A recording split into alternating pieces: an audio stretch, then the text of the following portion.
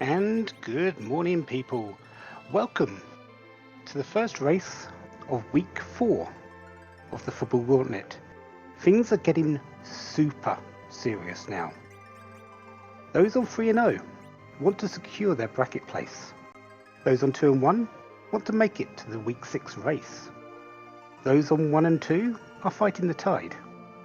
And those on 0 and 3 are fighting for pride.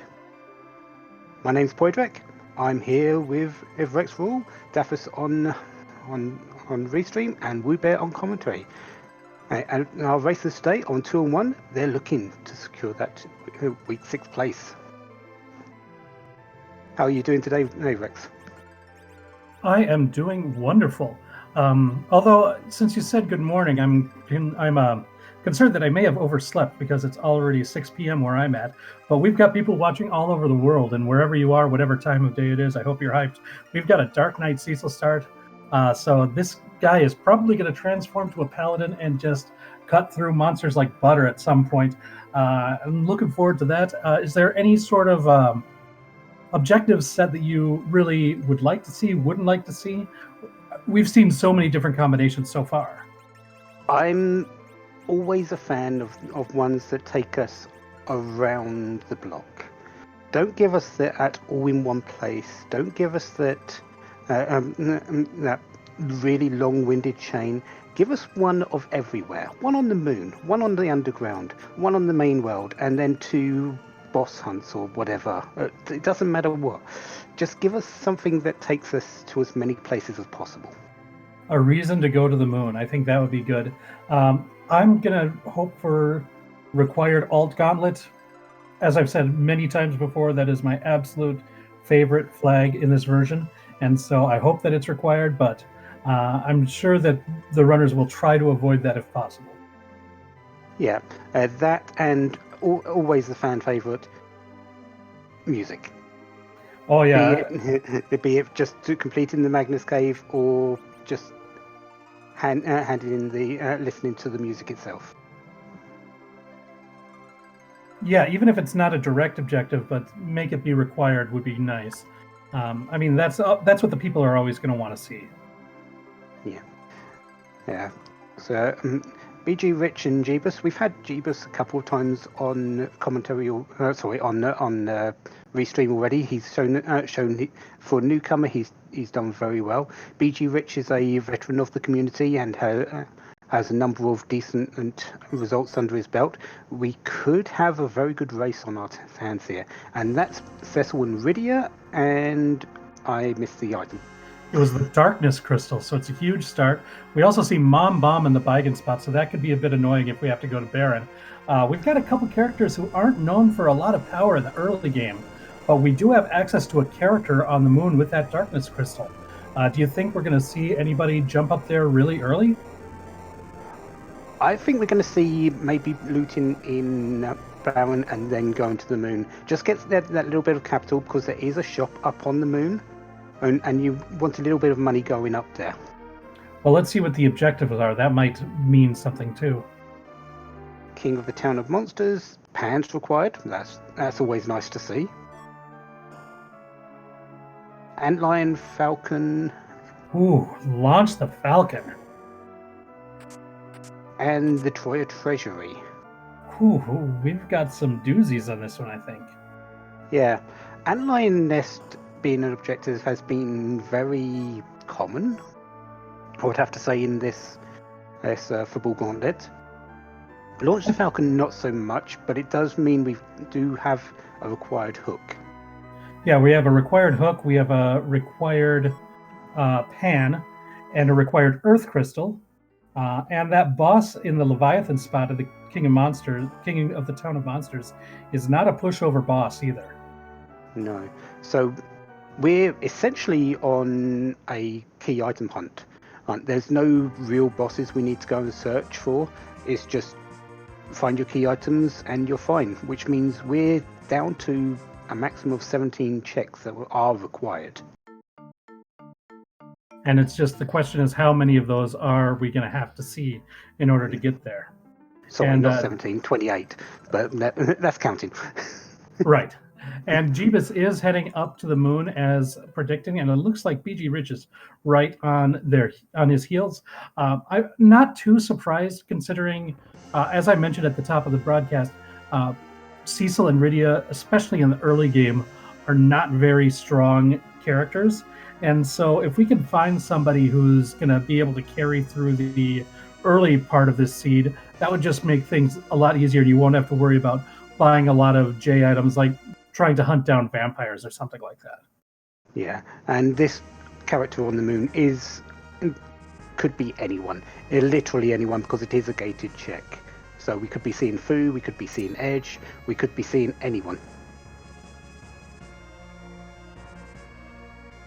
Yeah, I think Edge would probably be the person or the character that's going to be the most helpful at the early part of the seed. Fu would be great throughout the entire seed. Just still one of the premier characters in all of Free Enterprise. Sid is also effective in the early part of the game, but I think we'd rather see an Edge or Fu. That's why they're gated. Yeah, it could be.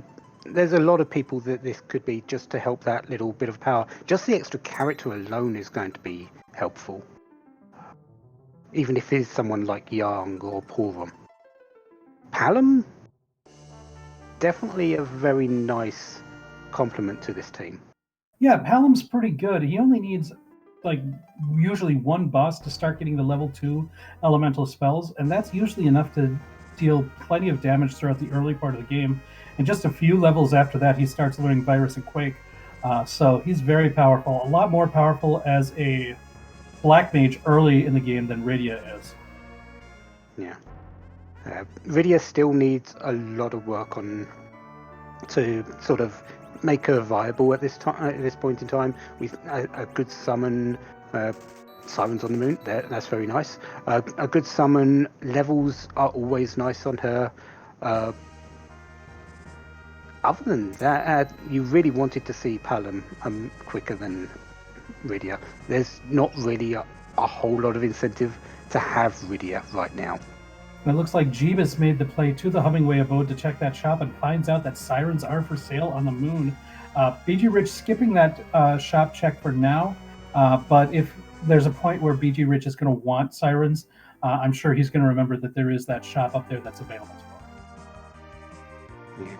Now heading over to Damson, it looks like he's going to do a little bit more looting, wants a little bit more money. Jeebus looks like he's heading to exactly the same place. Okay. Yeah, pretty standard opening here after the little detour to the moon. Damsian, a bunch of treasures in a condensed area for relatively quick looting. Get you hopefully something you can use, like that dancing dagger is going to be something that's going to make Rydia a lot more useful throughout the early part of the game. And also something that Palom can use if you don't want to rely on any sort of spells at the start. So we could be, and since Palom starts with a little bit more HP, you're going to see a little bit better than probably use that Dancer Dagger on him rather than Rydia to start off with. And also seeing in the one chest in the castle proper a sorcerer robe, that's going to be great for any of the magic users that we see throughout the course of the game. Definitely I'm not going to say a loaded start because there's a whole lot of things that could go wrong with this, but it's not. It's definitely a lot better than some starts we've seen. Right, we've got some decent equipment, but there still is a hurdle from these characters. None of them are really powerful, even with this equipment. Jeebus checking the waterfall and seeing Peldim in there. Not someone you really want to take on right now. Elemental spells only do half damage, and really you don't have anything more than that at this moment in time. I believe the Peldim actually absorbs elemental damage. Yeah, exactly. We get Indra as the summon for Mount Hobbs, so that'll be something that Rydia can use once she has enough MP. And you see, the interesting thing is this is allowing Jeebus to go and loot West Mount Hobbs before fighting the boss up here on the top, which is the Pain Man Dark Knight Cecil, and we see a Vanilla Yang at the top of the Mount Hobbs as well. Yeah, Yang isn't really going to give a whole lot to the team, but this is a very easy boss fight at this location. Yang and Cecil both can handle it. Probably should have tried to get a life potion on Palom to get some levels on him to get those level 2 elemental spells, but we're not the ones running this. We're seeing things through other people's eyes. And if the timing is too tight, sometimes you can't get it off in time. We did see a cat claw that bgrich is equipping right away, found in Damsian Castle, and that's going to help with this early Yang. Yeah, Yang really needs strength to get things to start on his end, and those cat claws give him 5 strength and 5 agility. Definitely give him that little boost that he wants.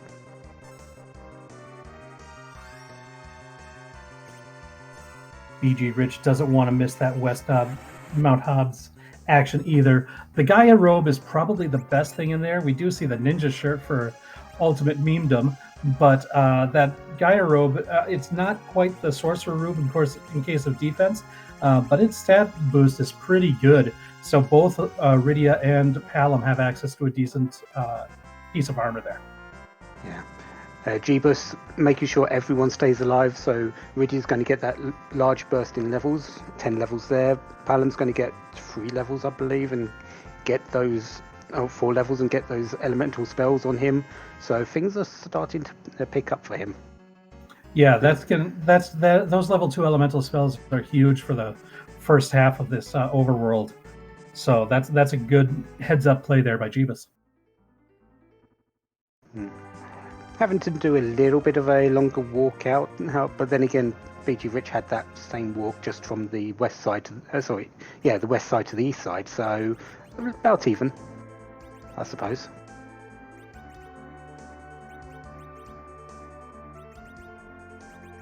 Partway through this antlion cave, it looks like bgrich remembered that his characters were still on the ground after that Dark Knight Cecil, but then checked and remembered that he's got this. We have this starter pack as one of the flags that we've got for the Fabul Gauntlet. So everybody starts off with a pack of cures and lives and a few other items. So you don't need to shop and look for those right early in the game. And bgrich is probably going to use that before fighting the boss to have all his characters alive for that fight. Yeah, it's around 12 Cure 2s, 12 life potions, 2 star veils, and 5 tents. See an ice claw in one of the chests in Antlion Cave too. The elemental claws are something that can really make Yang a lot more useful in the early half of the game if we see bosses with elemental weaknesses. And he starts with the fire claw, of course, but finding the ice claw and the best of them all is probably the thunder claw. Getting access to those can really help out his damage output. Yeah. And to answer your question, Wild Roger, is the cat claw the best one? In terms of stats, yes. In terms of what you want to use it for, it's arguably the Thunder Claw which is the best, because the majority of the bosses in this game, for some reason, have a thunder weakness, and Thunder Claw strikes that.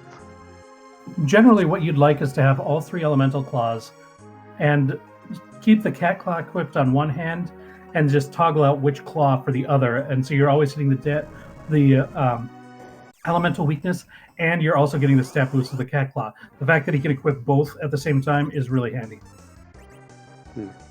But there are a lot of enemies, such as Peldim, that doesn't care about your elemental attacks. So in that case, having 2 cat claws or a cat claw and a poison claw is a better choice. Yeah, we see the Dark Elf as the boss at the bottom of the Antlion Cave. His barrage of spells is a little dangerous. We see on bgrich, since he didn't have those extra levels on Rydia, the opening trio of magic takes her out. Once it's in the Dark Elf form, or the Dark Dragon form, it's usually a bit easier to take out. Yeah. We even get an appearance from Indra. And both runners have taken care of the Dark Elf without too much problem. Yeah, Jeebus slightly quicker because of that little extra levels that were on Rydia and Palom. And Masamune isn't exactly the item you want to see right now.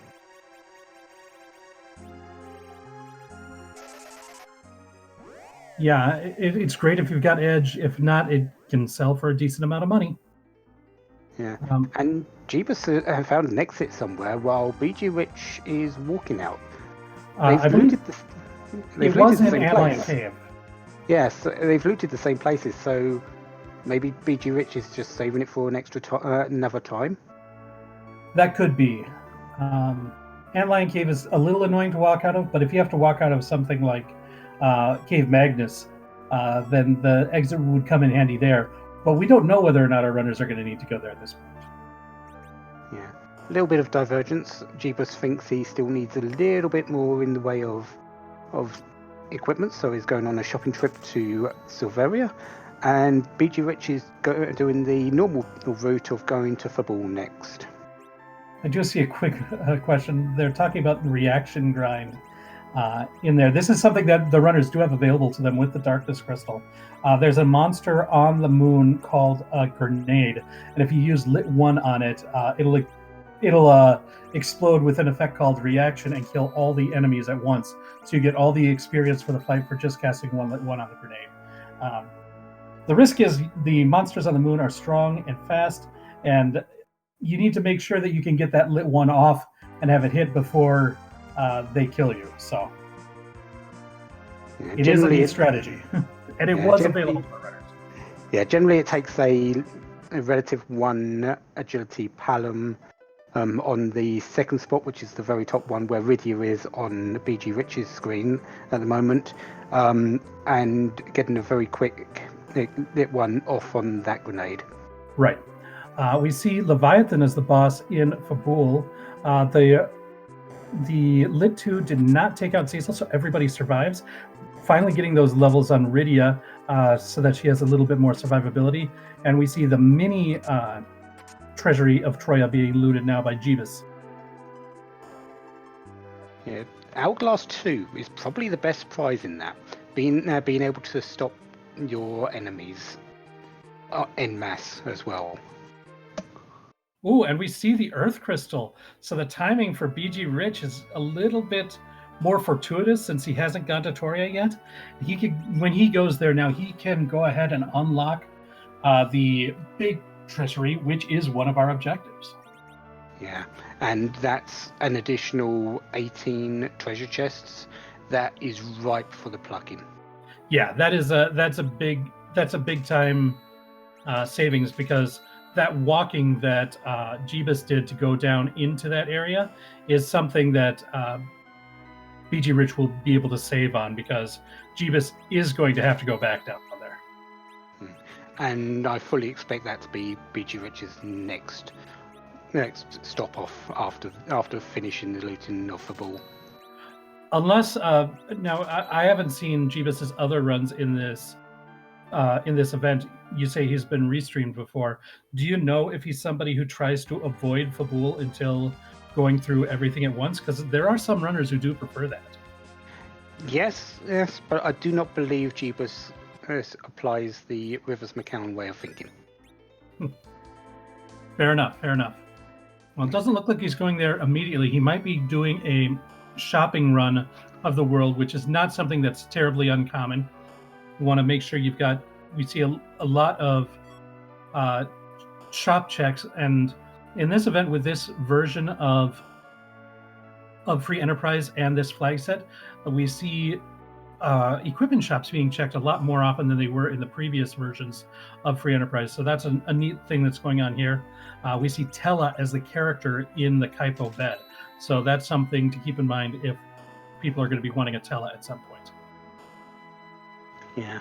I think he's just thinking, let's get all the shop checks out of the way and save Fabul for last, because there's a couple of shops there as well, and I'm going to go there for the bosses. Let's just hold off for that. That's definitely a real possibility, especially since he's got a couple of places where he's done some looting, so he's got a bit of a bankroll that he can spend at these shops at this point. Looks like he is heading back to Baron now. I wonder if he's going to try Baron Inn, which we saw Edward as the character, as bgrich completes his second objective. Yeah, he's also picked up a Sylph summon somewhere, which is very nice for Rydia. Sylph has sort of been Rydia's saving grace in this particular patch, because it's almost always going to find it, and she does very well with that particular summon in the early game. Yeah, you get a little bit of healing, a little bit of damage. It avoids reflect. It's just a really useful summon, all things considered. One of my favorites. I mean, Bahamut kills everything, but the availability of Sylph, which you mentioned, just makes it so useful. Yeah, it's in a shop. It's very common on standard treasures. So yeah, and Jeebus is trying that Baron in check.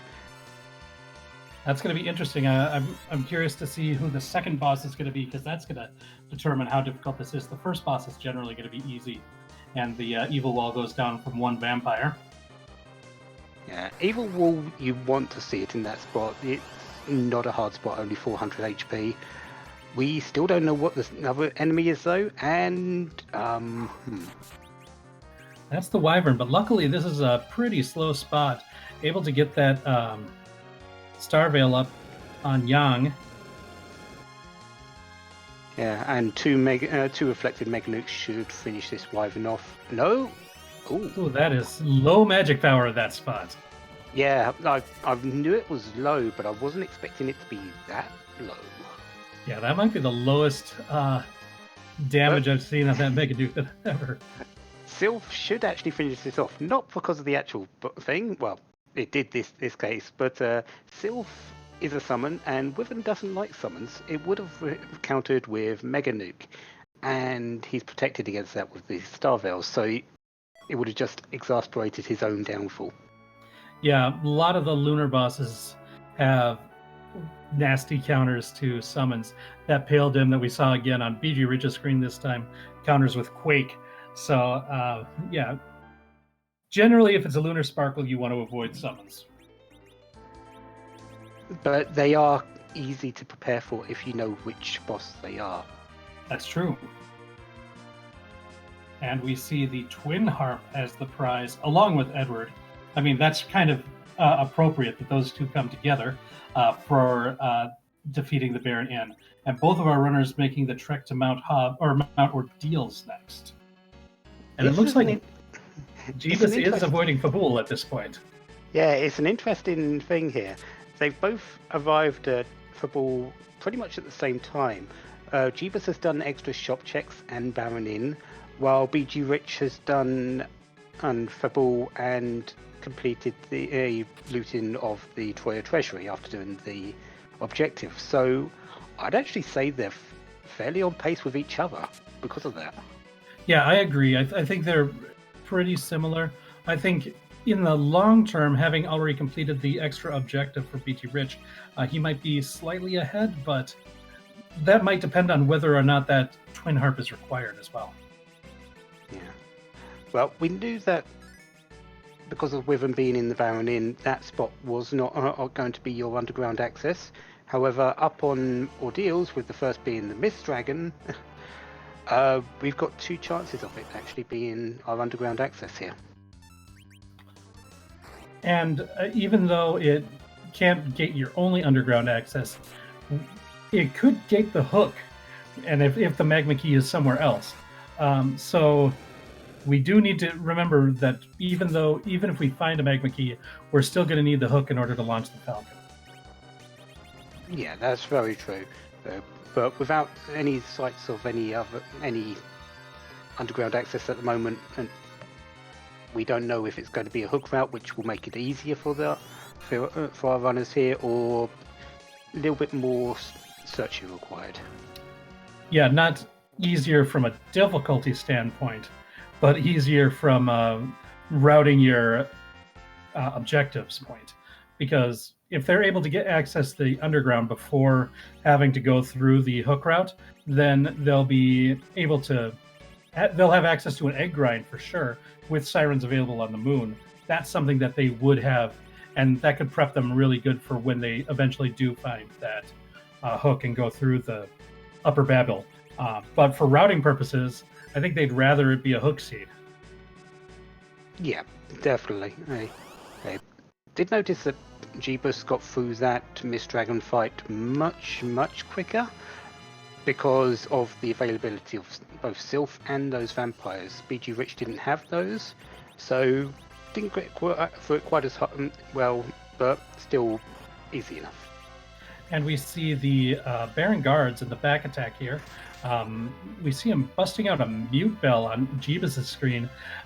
They have some nasty counterattacks to both spells and fights, so being able to stop them from doing that is something that's going to help. Yeah. I don't think we've seen much that they that can exploit a weakness here. We'd like to see like a mute dagger or mute arrows or elven bow to do quad damage on these guys, but at least with Jeebus, that Sylph Summon's going to do some more work here. We see a Toad spell being knocked out. That's a way to avoid those nasty counterattacks and render their physical attacks basically meaningless as well. This is going to make the rest of the fight really easy for bgrich.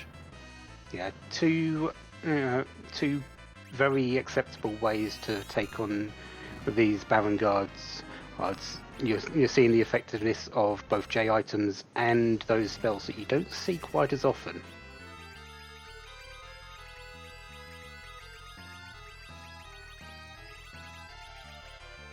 Yeah, and Sylph does a lot more damage, but the Dancing Dagger does make it so that Rydia on bgrich's screen is not useless throughout this battle either. There is also that Edward on Jeebus' side, who currently has, I believe, an Assassin Dagger on him, which, although I don't think we saw it there, could have propped the death status, so that would have been a quick way of defeating them as well.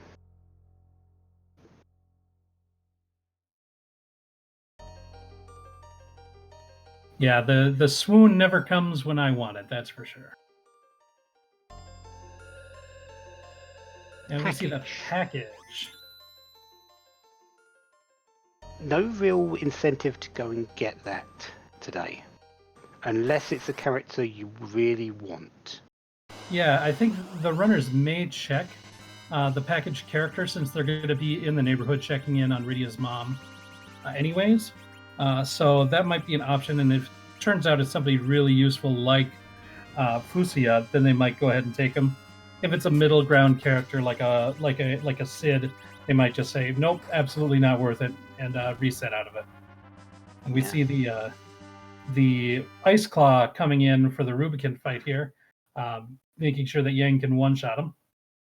Yeah, there's not too many applications for the Ice Claw. Rubicante is one of the biggest, and the second form of Elements is probably the second biggest. But it doesn't mean that it's useless itself. It actually has a strength against reptiles as well. So if you're grinding and you find a group of those, you can do effective work on them. Or if you're looking in a trap chest and you find that flame dog chest in the Tower of Zot, there's another use for it. Yeah, that's definitely good. Because there's some flame enemies on Lower Babel as well. If you meet up with the alternate Gauntlet in one of the places there, that's also another good place for it. But absolutely. Yeah, the Ice Claw seems to be the lesser end of them. You definitely want the Thunder Claw or the Fire Claw more, but the Ice Claw is just as good in its situations. Yeah, and as our restreamer points out this in chat, one form of Kainaza when he does not have when he's not gathering the water is weak to ice, so that's another place that you could use that Ice Claw.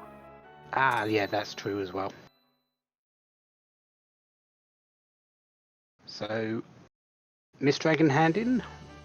What does Rydia's mother have for us today? And that is the hook. We can definitely say that Miss Dragon was the bonus round today. And that is absolutely required. Now, it doesn't necessarily mean that it's a legit hook seed. If we want, Jeebus could check Cave Magnus first and see if there's a magma key available, or we could go straight to the underground. I mean, I think either one of those are real options at this point. Yeah, and on BG Rich's side, there is that earth crystal available to them. Oh yeah, that's true. We could have a Zot check. And I suppose Jeebus could go to Fabul and get that earth crystal and have that available to him as well. Yeah. And if any of the runners are feeling really spicy, they could go to the moon and do everything there before doing anything else. That would be brave of them, I would say. Jeebus is checking the package, and it is Rosa. Yeah, that's going to be I think interesting. they'll go for that. She's a very, very useful character throughout the majority of a seed. So the question is, and he's not instantly resetting, so it looks like he is interested in taking up Rosa at this point. Yeah, there hasn't been a white mage in sight at this point, so I think Jeebus is thinking, well, I've got one here. Let's go for it. Let's go for her. Yeah, this is definitely a time commitment, and we see BG Rich doesn't even bother to check the package character. Ooh, and it looks like it's Wonder Woman Rosa, my absolute favorite palette.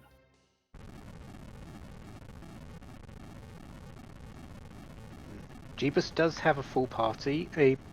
It's really a good question about which one, who he's going to replace. Edward, Rydia, Young, I think are all candidates here. Yeah, I think any of them are defensible. I think the most likely is probably Edward, because I think this looks like it might be a longer seed, and so trying to prep for Eddie strats for Zeramis just doesn't seem like it's as like the payoff for it just doesn't seem to be there. And Rydia does have Sylph on Jeebus's side. Right. If there was no Sylph, then I would think getting rid of Rydia might be better. But I think it's still an option to ditch Rydia at this point. Edward has some really niche uses that it's really nice to have him when they come up. Yeah. My thinking for in this case would be Edward as the first thing. And yes, he has those niches, but the Tower of Wishes is available, so you can just go and get him again if necessary. And we see Plague in a very friendly spot here. Always happy to see Plague where you want to see him, rather than when you don't want to see him.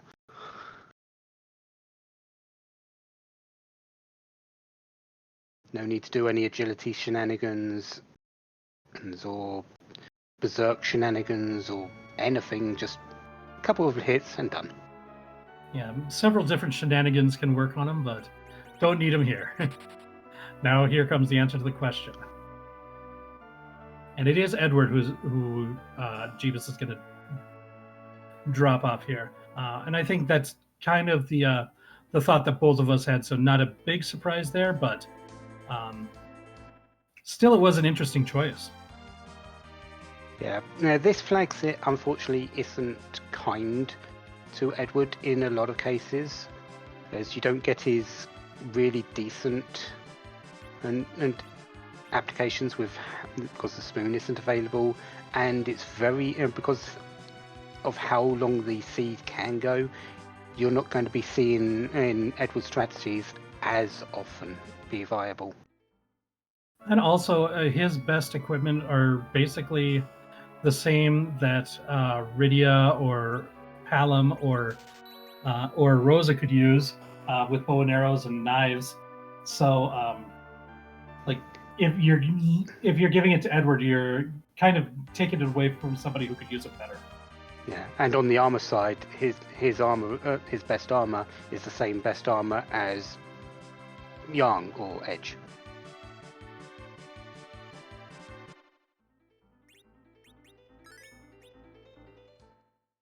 And it looks like Rich is the first to head into Eblin, while Jeebus is now playing catch-up and going back to Fabul to go through that route, and we'll be rewarded with the Earth Crystal to complete objective number 5. Tents in Cave Emblem, I think that's our first instance of sleeping equipment. Yeah, I think you start with a couple in your starter pack, but having a few extra of those can really come in handy. And we see the trap chest in the pot in the infirmary. So bgrich is fighting those stalemen right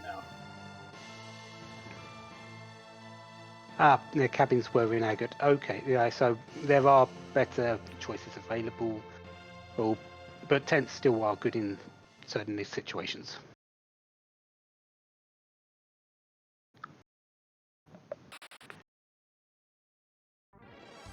Jeebus is going to go up against Leviathan now for that Earth Crystal.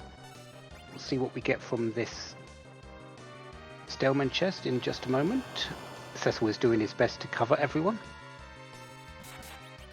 Yeah, when you've got access to a bow and arrow like we saw earlier in this seed, and you can put Cecil, back row glitch Cecil so that he can do same damage from the back row with any weapon. A back row Cecil is really useful for defending low level character or low HP characters, and we find the reward being a Bahamut summon from those stalemen. So Rydia is going to be super powerful right now. Yeah, she's got the levels to get at least one off. So any split boss at this moment in time is just prey for her.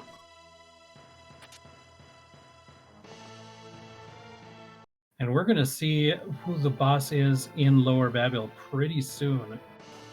Looks like bgrich is not really interested in looting anything else. It's walking straight towards the character and the sprite of what the second boss is going to be. And we see Baigen and the duplicate Cecil.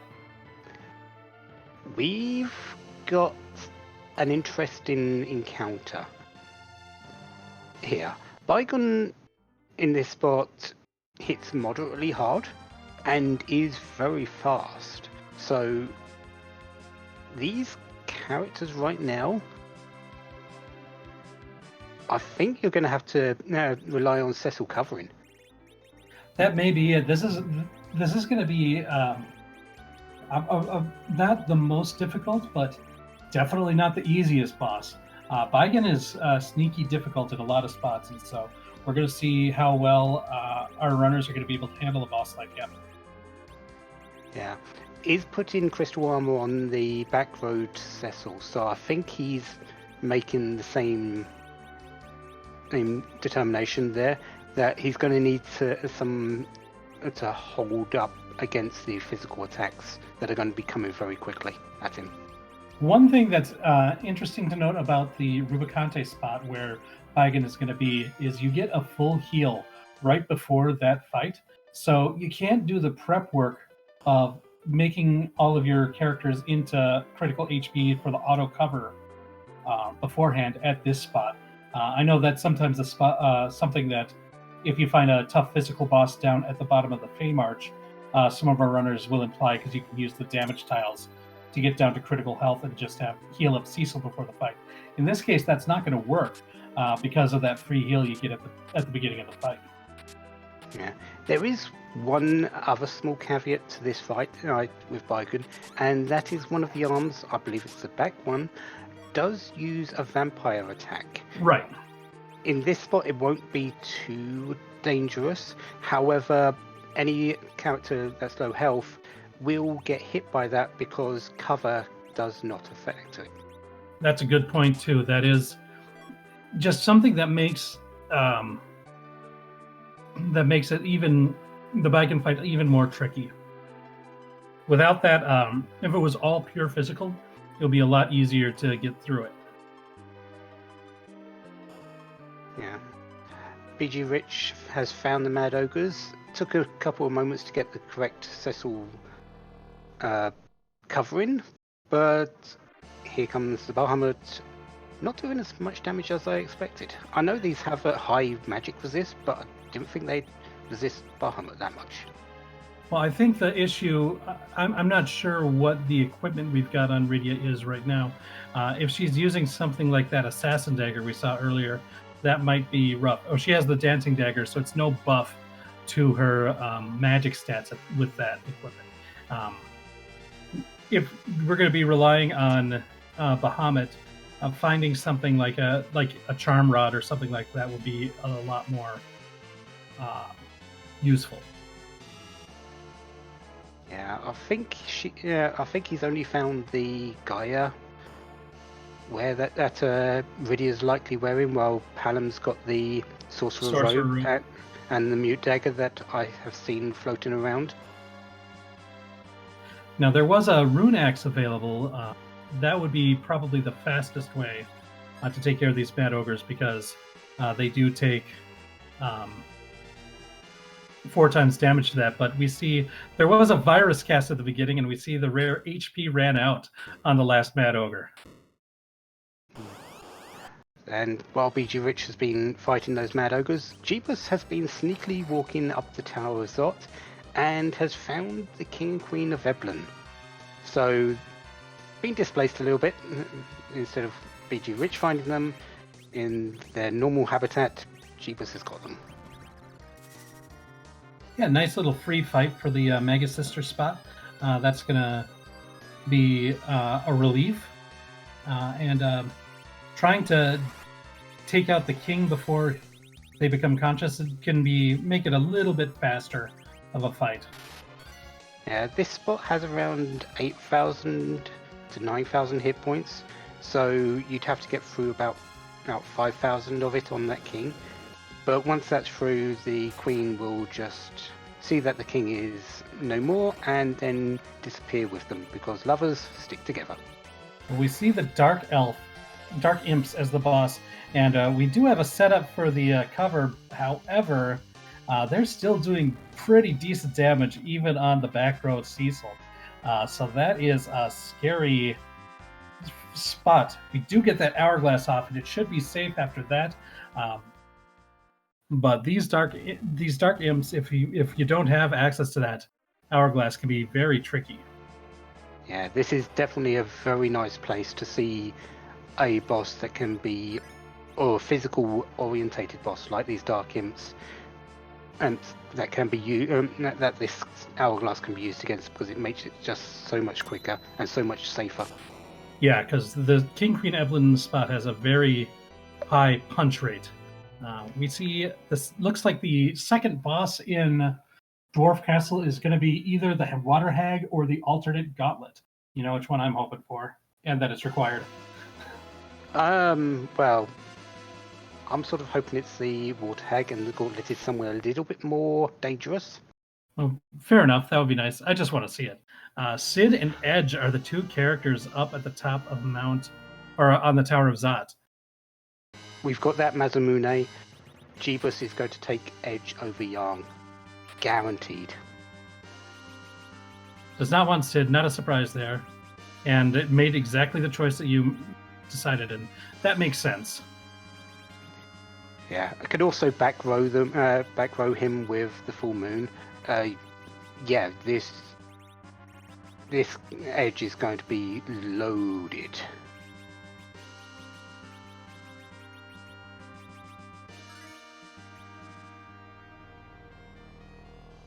Going with the cat claw instead of one of the daggers, or that full moon. That's an interesting choice. If it gets them to the next multiplier, then that might end up being worth it. I don't know. I haven't really gone with the cat claw on. I see what he's done there. He used the cat claw for the buff in agility and has switched over to the full moon for the damage. Yeah, that's a nice play. As long as you can do it quick. You don't want to waste too much time in the menus switching weapons every single fight. But it is a nice little trick that's available to him.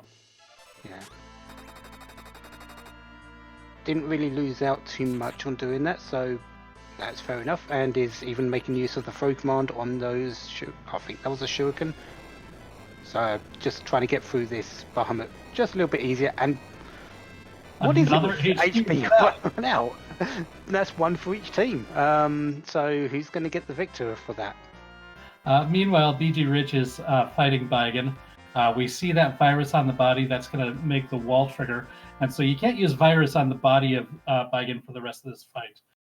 That's another one of the little tricky things that's about Baigan. The fact that BG Rich doesn't have Sylph like Jeebus does, it's going to be a little bit rough because that Sylph is a nice way to get around it. He's got the Bahamut, but he's only going to be able to call that once throughout the fight. Twice, because he's got 140 MP. Oh, wow, he's got a lot more MP than I thought he did at this point. Then he should be great as long as he can keep Rydia alive. Yeah, keeping Rydia alive right now is the challenge. But because she is in critical HP, Cecil should be keeping her up. As long as he doesn't get entangled, that's the other side. If he gets entangled, that turns cover off. If Rydia gets entangled, then she can't cast Bahamut either. So the first Bahamut did hit. Probably will need another one to make things perfectly safe. Oh, and here's that virus. Use the Star Veil to reflect the virus off Palom. Another heads-up play there. Yeah, making use of Baigan's own move, which if you get him to cast Wall twice, just cast your spells on your own team.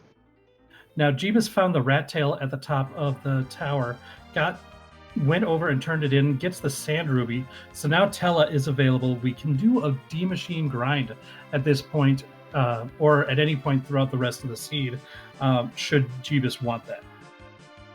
Yeah.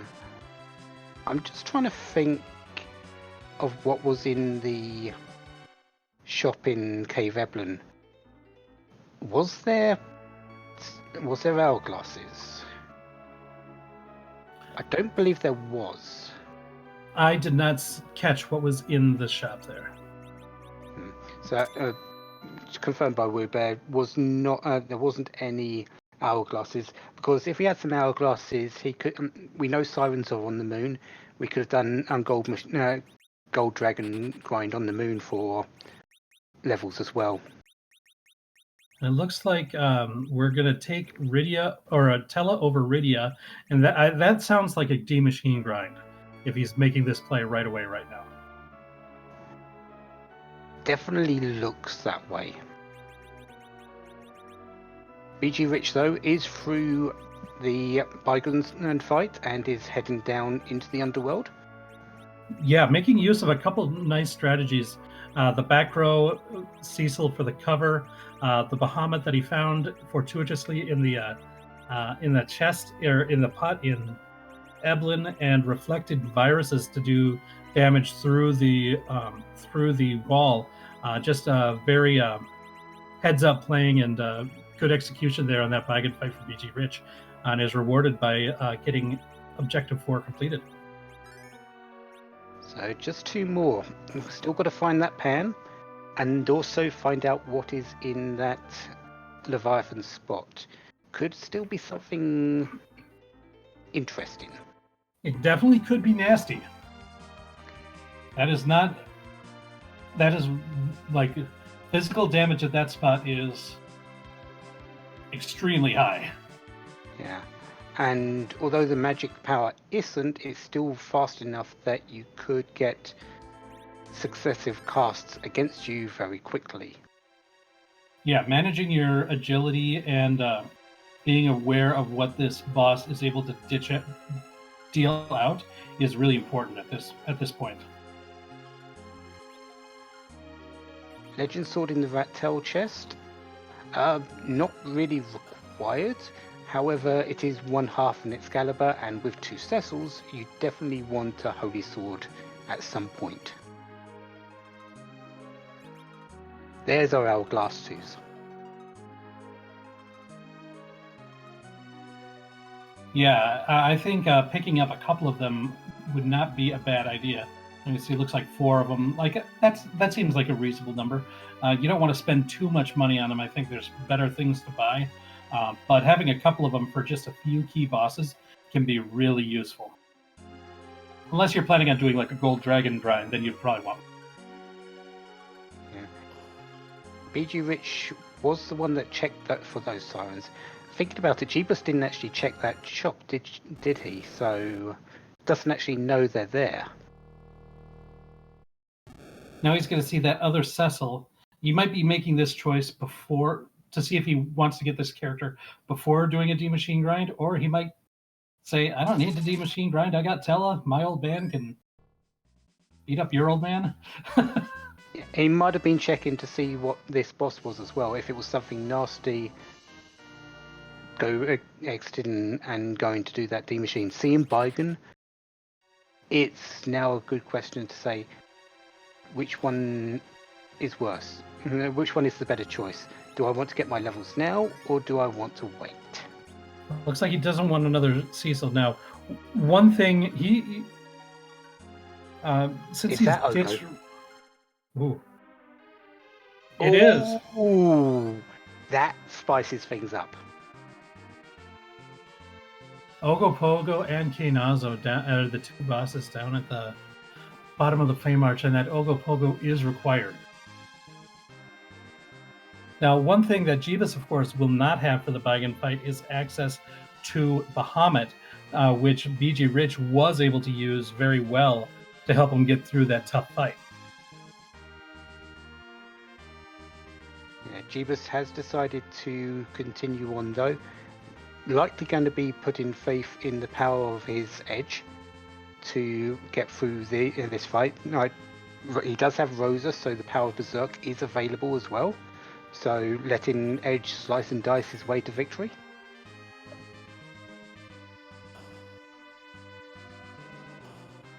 We see Strength Rings. That's a nice thing to spend some money on. That's one of the things that can really help up Young.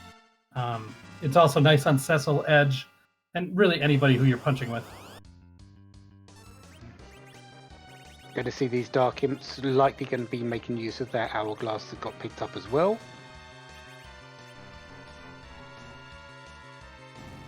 Going straight for the coffins. Well, it does reduce the amount of damage that can be output by a third, so it's not a bad choice. You can kind of see how much damage those Dark Imps do with each hit.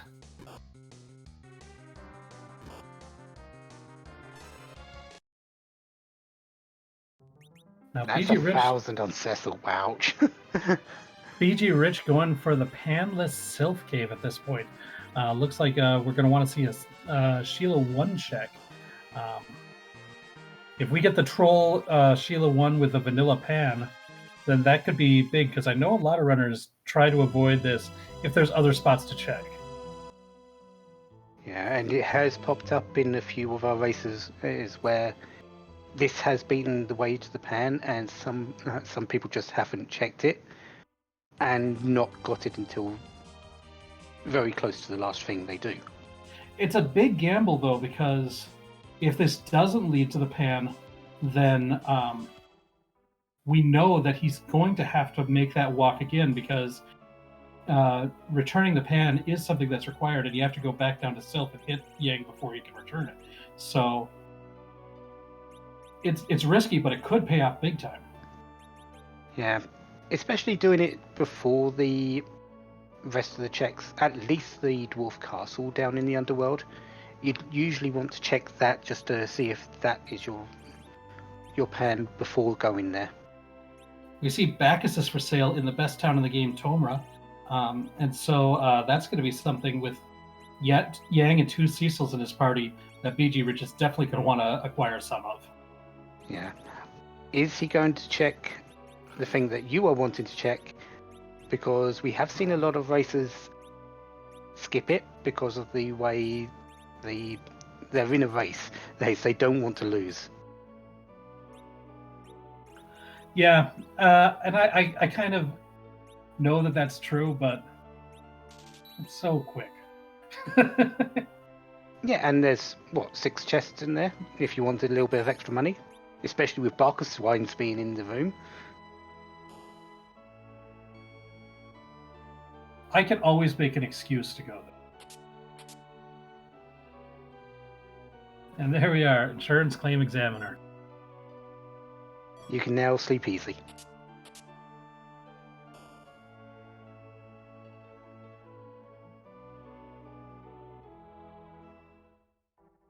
And I see you also had your emote ready for the occasion.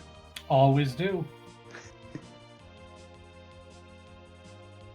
All right, let's see where BG Rich decides to go next.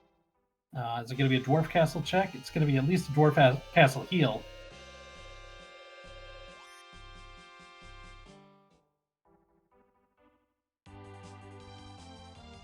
Let's see what Jeebus is. Doesn't look like he's got through the Dark Imps yet. So this is his third attempt on this fight. I'm not Slowing sure. it down a little bit. Did Jeebus end up picking up that hourglass that we saw BG Rich use? I think he did, but he might have used it on a different fight. So, like those, the Mad Ogres or something like that.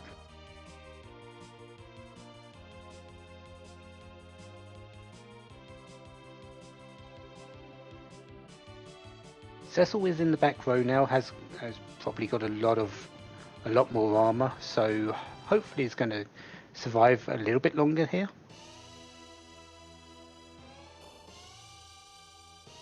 He's trying to keep Cecil alive, or Tella alive, because he's making use of Weak so that he can one-shot the Dark Imps. He's got the one coffin that he used, but other than that, it looks like that's what he's trying to rely on here.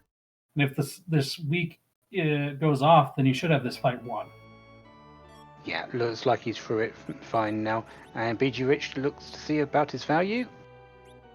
Well, it does add toward getting closer to 10 key items.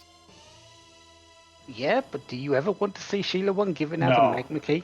No, you don't. Unless it is item number 10 on your key item list. That would be the only reason that I'd want to get it.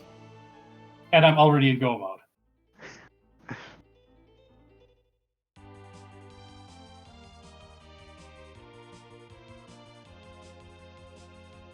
Yeah. Oh well. Jeebus is now on Bygone, likely going to be relying on Cecil to cover those hits again, just as BG Rich does. Doesn't have the same array of options for getting through the fight, but Edge should be fine here once Berserk goes off. Yeah, he's got Berserk on Edge with that massive immunity, so that's nice. He's got Quake on Palom. It's not quite Bahamut, but it's still a very, very useful spell in a situation like this. Anytime you can take out both the arms, even though they'll eventually regenerate, it's just less hits and less vampires that are being done to your team throughout, so it's good to do that. Yeah, and Quake does go through walls, so you can do it with impunity as well.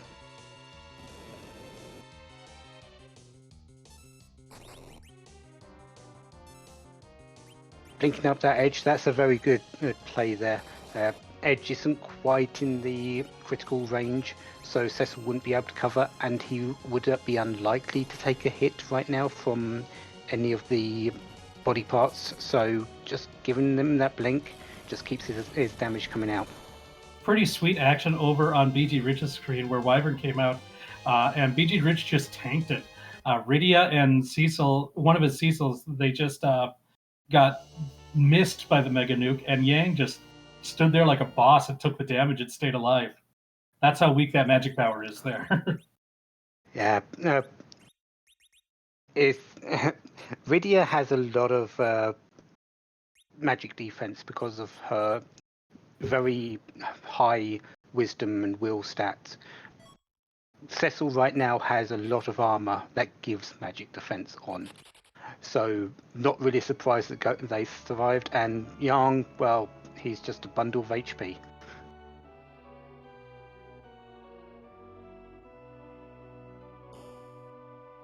All right, we've seen a couple of Quakes go off. I think Jeebus is probably pretty close to finishing off this Bygone now.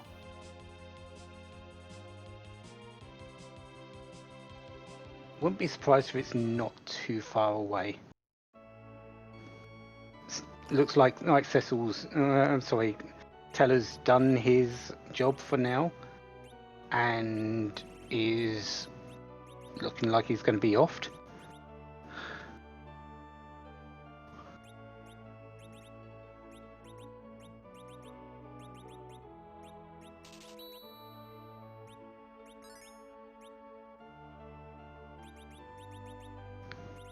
The hard part, though, at the moment is actually targeting him before Bygone dies, because Edge is bringing out the damage. Rosa gets it done.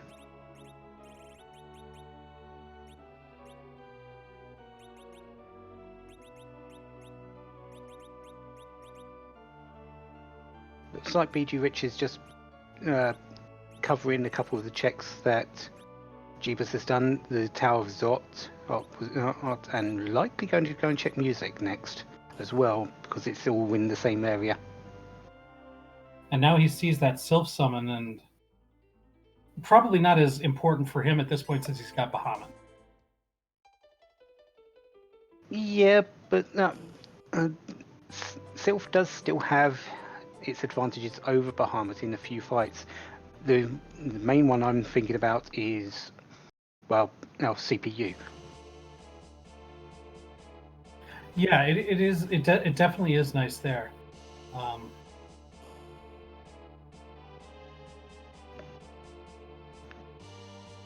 We saw a peek at top of tower, but I missed who it was.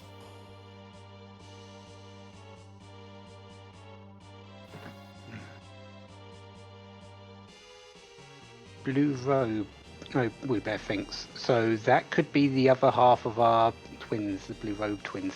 Alternative Gauntlet or the Water Hag. So that puts one of them at the top of tower and one of them in Dwarf Castle as a possibility? Yeah.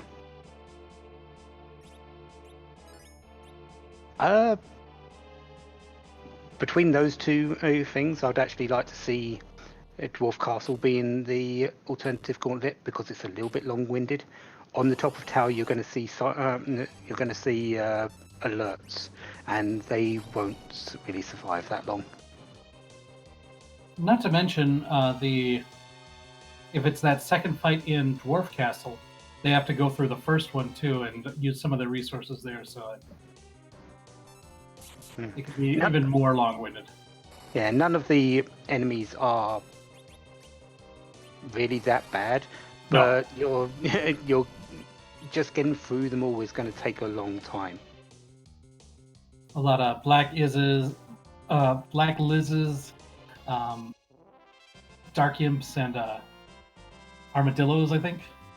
Yeah. I think there's a turtle in there somewhere too. I don't remember what it's called. I think the only things that don't show up in that, out of the enemies that are in this area, are the moths.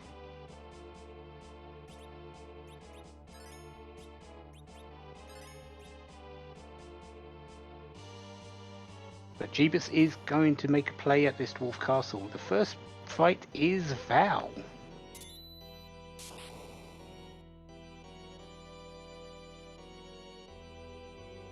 So, Valvalis in the Calbrenner spot. You are not able to. Is actually a very bad place to see her. According to our Valvalis guide made by Invenerable, you are not going to hit her with spells, and she has 4 physical evade chances. Edge is likely going to be your best and only option here. Well, it looks like we got one dart off from Edge to do a pretty sizable chunk of damage. And then it looks like we're going with the Berserk route. Hopefully that'll give them enough multipliers to get through the tornado form. This virus that Palom dishes out is not going to hit. And we see about 500 damage from Edge there. That's rough. Cecil missing. Yeah, because of those 4 evade stacks, even Edge in this spot is only going to get 2 or 3 of his attacks actually hitting Valvalis in tornado form. So that's why you're seeing these low numbers. Cecil, with his current equipment, is not going to hit at all, likely ever. You can use aim with Rosa, but I don't think he does have bow and arrow equipped, but I don't think you're going to see many of those attacks hit either. Oh wait, Cecil hit one. Woo! Yeah, it's not impossible for him to hit, but it's a lot less likely. Yeah. This spot has 8,000 health get cooped. Yeah, and he did about Roughly. 2.5k with the initial dart, but that's still a lot that he's got to get through. I don't know if he's got a lot of other pieces of equipment in his inventory that are pretty high level and are dartable, but that might be a strategy to apply instead. It is the best one, but because he's berserked Edge, he's going to have to sort of hope that Valvalis sort of takes it out first. Yeah, it's probably not going to be the strategy he employs in this fight because he looks like he's committed to healing up Edge and just relying on the berserk, which, the healing from Rosa and the damage from Edge should get him through it eventually. It's just going to be a bit of a slog. Yeah. Palom is holding out on that stone form at the moment.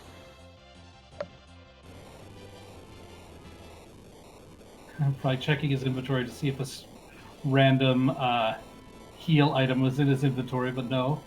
So Rosa gonna try to cast it, but doesn't need to. Valvalis falls before Palom turns to stone, so everybody gets the experience there, except for Tella, who I don't think he cares if he gets the experience or not. Probably does not even want the experience. Here's a little deviation on bgrich419's side, because it's just been pointed out in chat. Bahamut on Bahamut Islands, he took Edge and got rid of Palom. With access to Bahamut, I can understand that decision. I don't know if I'd make that same one, but I think I can see some logic in it. Yeah, has kept Yang and kept the second Cecil. It's looking for a quad Zerg strategy or something like that. Yeah, might be holding out for that food to just facilitate that. He knows where Barkus wines are, so he can go with that strategy. A white mage would just cement it. So we see the water hag as the second boss here, and so that's going to be easy even after Valvalis doing a bit of a number on him. Water hag is nice and easy to take out here. He had the option of taking Kane, decided not to. I think especially after darting that Gugnir spear, which probably would have been Kane's best weapon in the inventory at this point. That just made it easier, and it doesn't look like Jeebus had been planning. He had ditched the second Cecil already, which if you're going to ditch a second Cecil, you're probably going to ditch Kane too. Yeah, I think he's very happy with his party setup right now. He's got grind options. He's got Zeromus pretty much set with this team. It's just a matter of finding out where that pan is and then checking to see what that boss is in the Land of Summer Monsters, because he hasn't gone there yet to check it. Yeah, he doesn't know what bgrich knows, which is that Ogopogo in that spot is required. Protect Ring as the reward, not a bad piece of gear, but you're not really wanting to see that. You know you've only got one key item left. Looks like Jeebus going for the short loot route in Dwarf Castle, not checking the towers for the full clear or the armory in the back, but just past the Fat Chocobo to get from one shop to the other and pick up some loot along the way. Nice little pickup there. Has a lot of stuff that he could sell, and we have coffins for sale here. If you combine them with sirens, they can make eggs go down really easy. As a very safe way of getting rid of them. That's a nice item in that single pot as well. A ninja sword, another improvement for Edge, and Edge is your main damage at the moment. You want to see him shine. Yeah, not quite as nice as bgrich, who has the double Mazamune, but Ninja Mazamune is still a very strong Edge. And Jeebus is going to go down to see the bad news about what is down there. Meanwhile, bgrich is making everyone happy and going to go and get some music.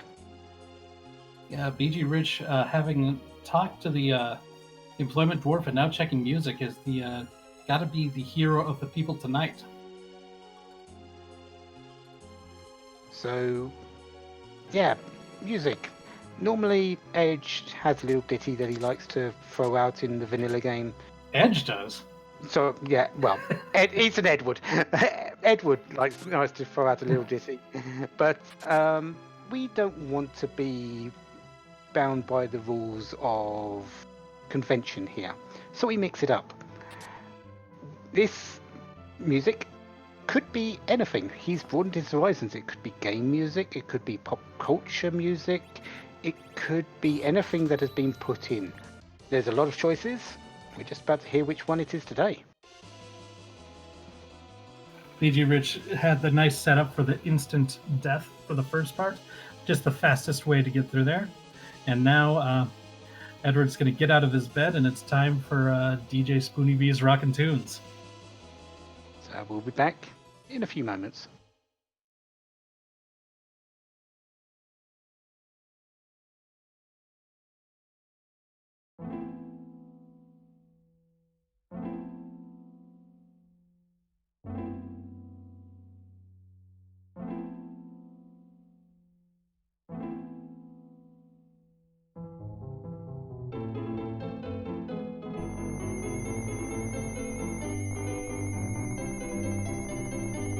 Final Fantasy IX. The Chocobo Forest. Hot, everyone remembers it? Choco hot and cold.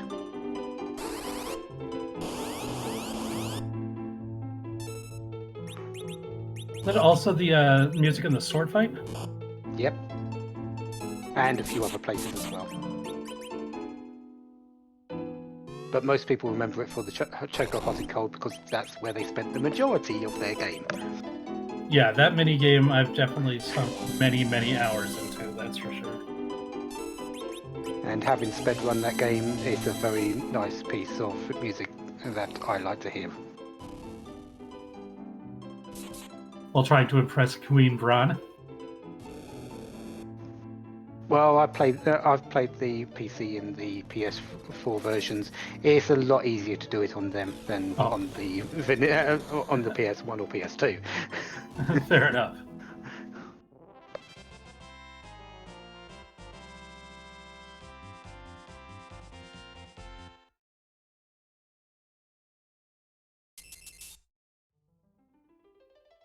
$99 nobles. I was lucky if I got 90 on the PS1 version. Just a heroin robe for completing music. Unfortunate for bgrich, but we love him anyways.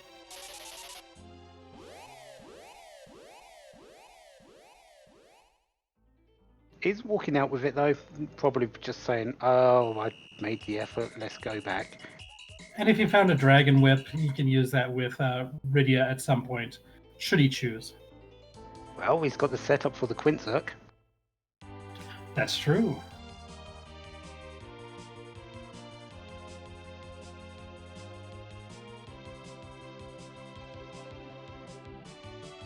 Jeebus is heading up Keyless Tower. And it looks like he's hunting for those alert chests, because he is looting. Wants to find the better tier of equipment. Remember, we see things like we found that Bahamut summon in a trap chest. What you're going to find in the trap chest is generally going to be a little bit better than what you're going to get in the regular chests. So if he's trying to find those, because these ones are relatively easy to deal with, he might get some good loot from that. Yeah. I'm still in two minds about how the trap chests are weighted. I know it's on the forms and everything. It says it's for T Pro, but I still think that even on T Standard, that these chests are gated on how easy they are to deal with, and the ones in this area aren't that hard. So you're not going to find it as the top tier as easy. It's still there, but it's not as easy to find. Well, we've got the alt Gauntlet now that Jeebus is fighting. We're going to start with a couple of stone men. The thing about the alternate Gauntlet is it's going to be, since they're random encounters, and we're so used to having random encounters off in Free Enterprise, that unless you're like familiar with the vanilla game, you might not know much about these fights. And even in the vanilla game, if you're just a speed runner of it, you run from everything, so you still don't know anything about these enemies. That's true. If you're somebody like me who has been playing the vanilla game not as a speedrun for 30 years, then you probably still don't know everything about it, because Free Enterprise has taught us that there are so many things in this game that we just didn't know. Yeah, and things are still being found out about how this game has got its quirks. Yeah, it is definitely well programmed. We'll put it that way. Oh, it's very well programmed. Doesn't mean that the program and code are saying the same language, but it's very well programmed. It works.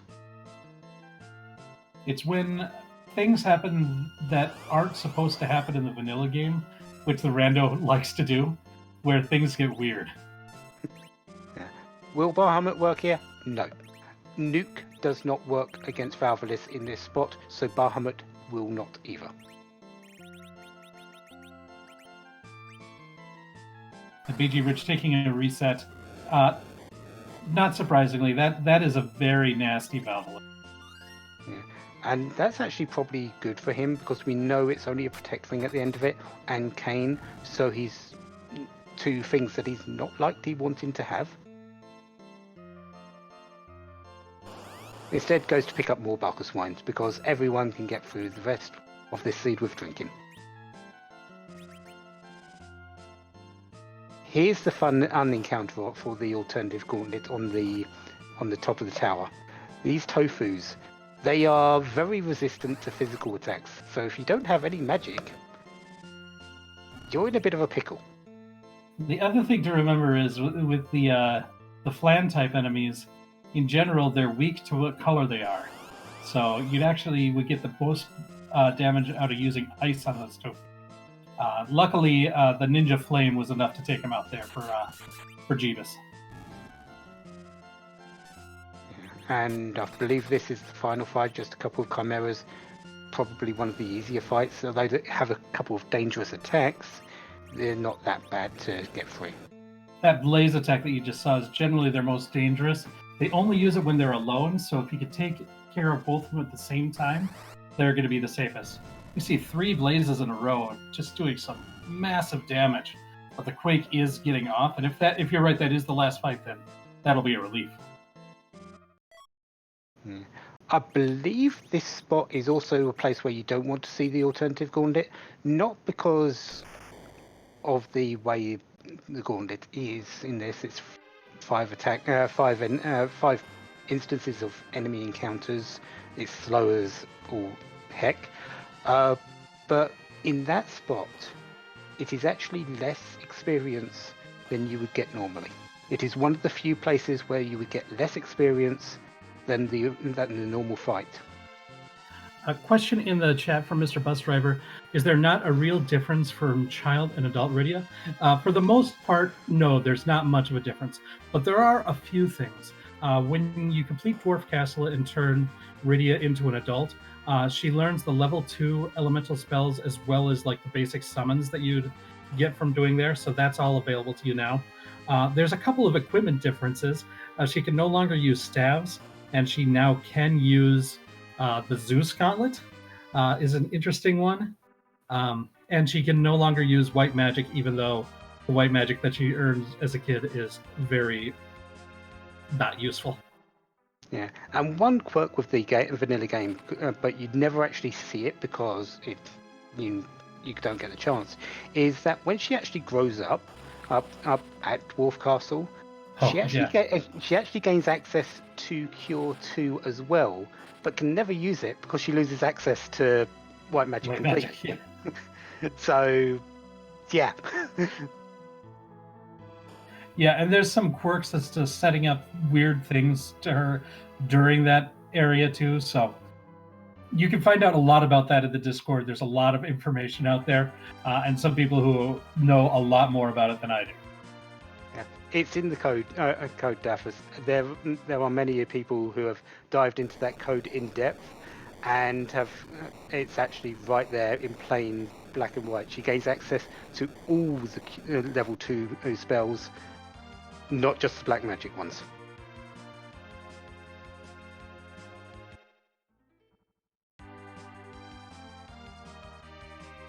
Okay, maybe not life 2, but then again, that's a tier 4 spell, so there. Jeebus is now heading up, after that, getting that pink tail from the alternative gauntlet, is going to hand that in, probably hoping for a decent weapon for Cecil. We haven't found anything really good for him. Yeah, that might have been the reason for those trapped chest fights, trying to find an Excalibur or a light sword, or even better, the crystal sword.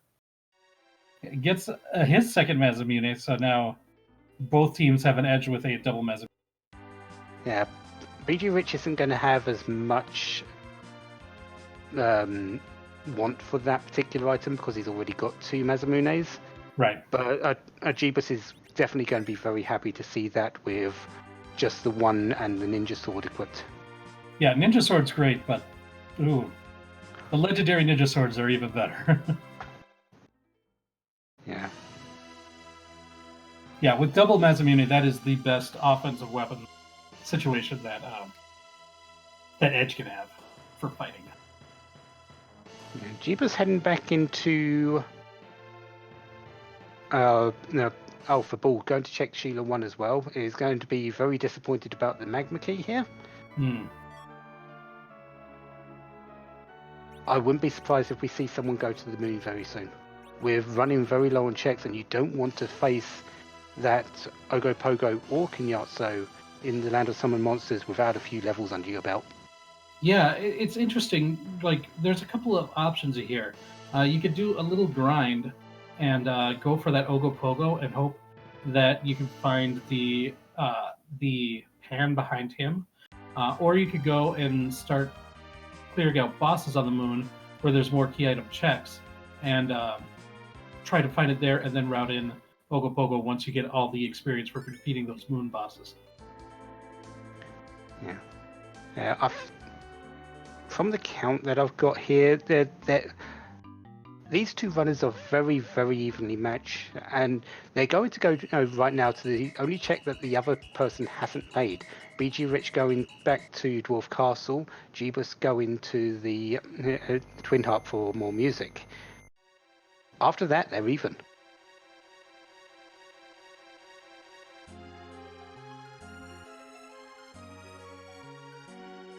So it's going to be a very good, very telling to see where they go next, because it could make or break this race.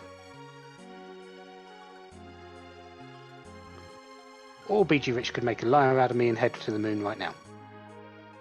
Yeah, my guess is bgrich does not want any part of this Valvalus unless he has to go there, because of how rough she was to his party the last time around.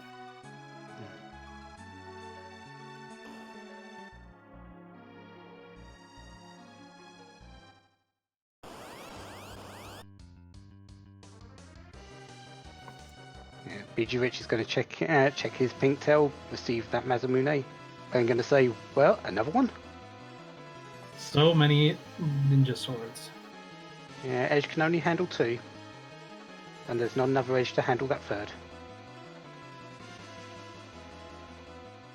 Yeah, if only Edge was built a little bit more like Goro from Mortal Kombat. Have all 3 Masamunes and a ninja sword equipped, that'd be powerful. Or Gilgamesh and have 6 ninja weapons going at the same time. Whoa, don't be ridiculous now. Yeah, Gilgamesh is a little bit too early for this series of games, isn't it? All right, now we're getting the part 2 of music.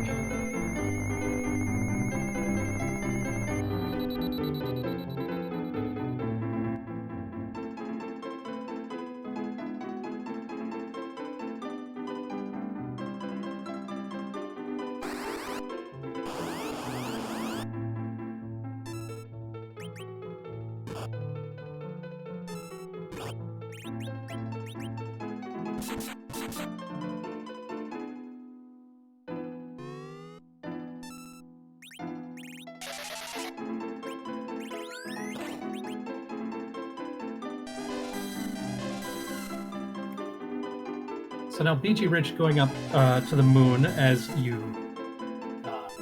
predicted, Poydrak, and is finally going to the Hummingway abode, and now is seeing that these sirens are available to him. Yeah, I think he knew these. I think it was Jeebus that didn't check, but he's still, finding them, and is likely going to be doing a little bit of grinding now. He's got those hourglasses R2s as well, so he's going to be happily chewing on those dragons, especially with 10 key items under his belt. Oh yeah, 10 key items, that's huge. Heading over to Cave Bahamut, where you can get that double gold dragon encounter.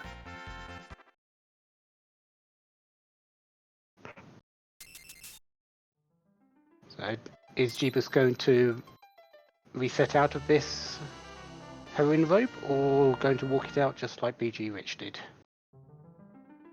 As long as they've got access to exit, it's not much of a walkout. If you had to actually walk through the whole cave, then that would stink.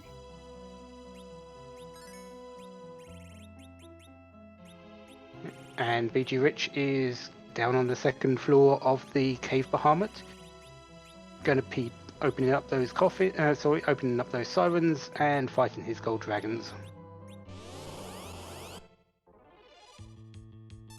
10 sirens and 8 hourglass 2s.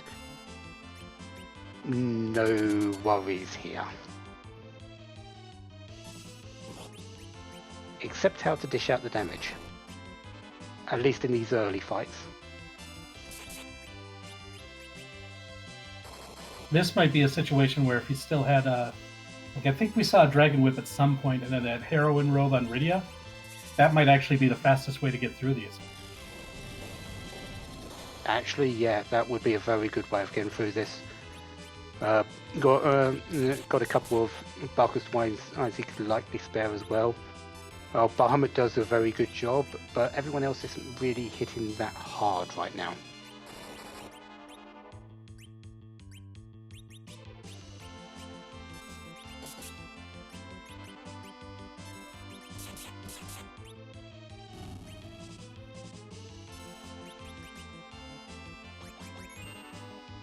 Cecil Z, I believe, currently has a fire sword equipped, and the King Ryus actually don't care about elemental attacks. So, and since he's in the back row, even if he is back row glitched, I think he's still doing reduced damage through everything. Meanwhile, Jeebus heading to the lunar subterrane. Looks like gonna start clearing out some lunar bosses. Going for a bottom-up strategy, it looks like. So we'll probably be camping up at the bottom save point. Could be going to the Wyvern spot first, but I think more likely is the bottom, and then checking that the Plague spot, the Lunar D spot, and maybe even the Ogopogo spot. Yeah. Considering his party makeup at this moment in time, the King Ryu fights actually might not be the most optimal.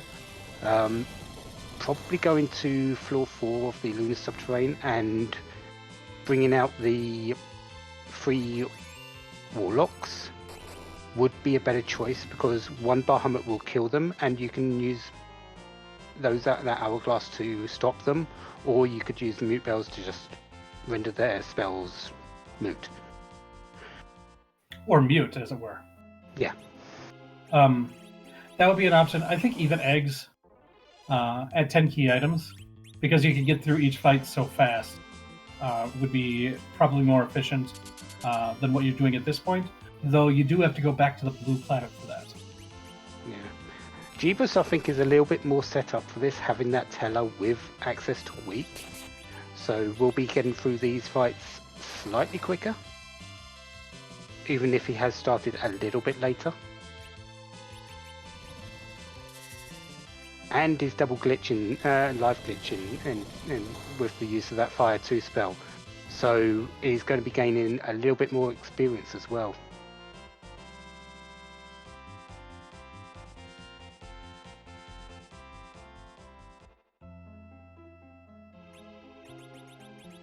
bgrich has done a couple of grind fights, might feel good at this point. We'll see how much more he wants to go. Looks like he's going to crack at least one more siren here. thing? Essentially, they're on about the same amount of King Ryu's killed at the moment because of that double life glitch. Jeebus is on 4 and bgrich, I believe, is on 5 at this moment in time. So, yeah, that double life glitch made up a lot of time in this particular grind in session.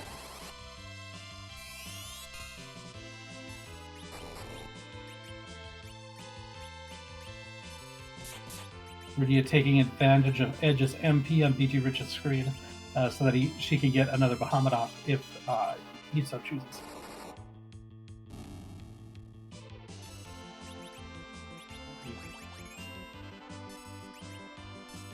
It's a matter of choice where they're going now. bgrich is in Cave Bahamut at the moment, likely going to have a check of the boss here, while Jeebus is down at the bottom of the lunar subterrane. It's a matter of where is the pan? Is it down the bottom there, or is it up the top? This was a big thing in mine and one of our chat had participants, Lord Bobry's race just last week. He went top down and found the key item requirement quicker than I did going top up, and that made up a whole lot of time on his part. It's really in out which is it going to work out for today on this race.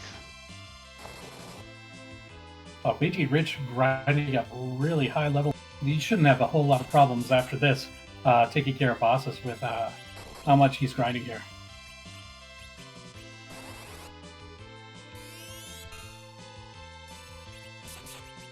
Jeebus thought about going into the plague spot, but quickly changing his mind and going over to the D-Lunars, the ribbon spot.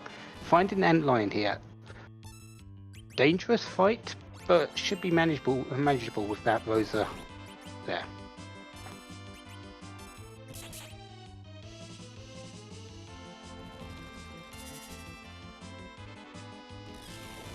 Yeah, you can avoid the Antlion's counter by using things like dart and aim, but the counter isn't going to be the most dangerous part of the Antlion.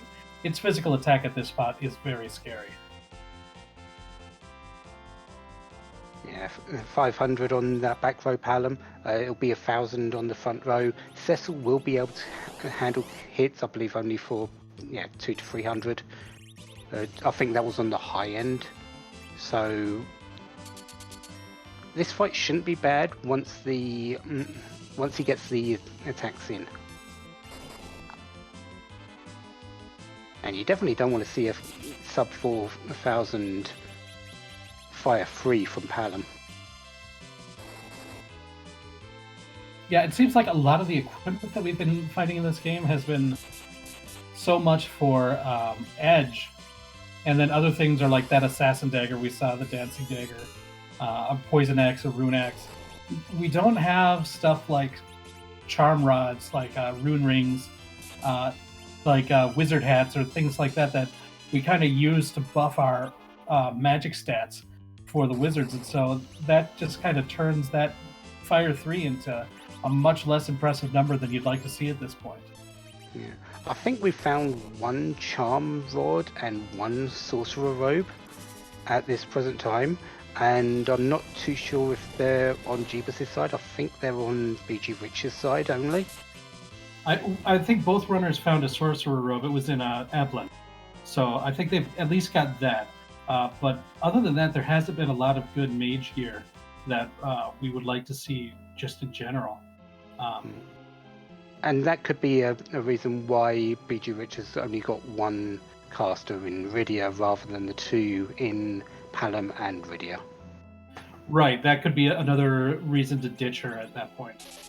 Was that Ashura? I couldn't quite see. It was, yes. For that, having that rune axe is a good one for her to face her. He may be just coming out to having checked that, saving, and then going back in.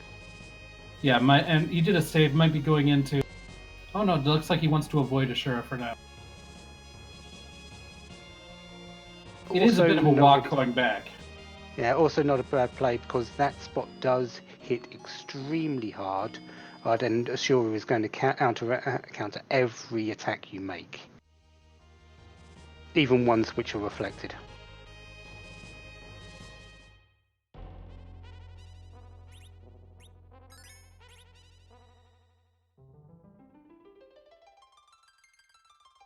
Yeah, the counter with Antlion, I found out just a couple of weeks back, is physical based, but it's classed as a magic attack and only has one instance. And so in some spots it does have the power of nuke, but only one instance of damage. So it only hits for around 400 to 500 damage maximum.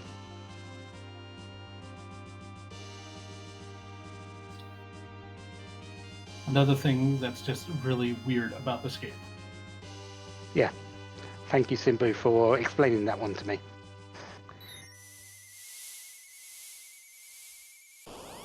Looks like bgrich is going for a top-down strategy. Having completed the grind already, that kind of makes sense. And we see Odin in the pale dim spot. It might have been a scary fight, but with the grind that he's done, I think he should be well prepared for this. Yeah, the Odin attack is still going to hit a little hard, but the amount of hit points he's got on it at the moment should make up for that. I think I see why. I think I see why he wanted to grind a little bit more than I would normally grind. He still doesn't have that white mage, so he might just be hoping to tank damage until the bosses go down. Not too bad a play. If you can kill them before they kill you, that's always a solid thing. And one of those chests in the ribbon room, is it even moderately shuffled?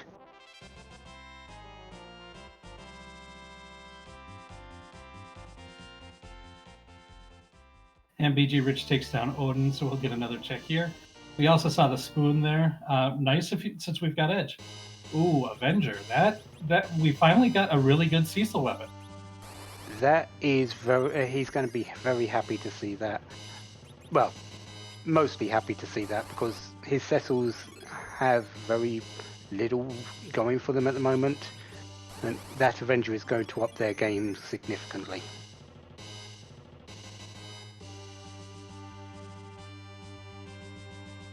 Yeah, maybe he'd of course rather see the pan, but getting a great weapon for Cecil is going to help too. We see Octomam.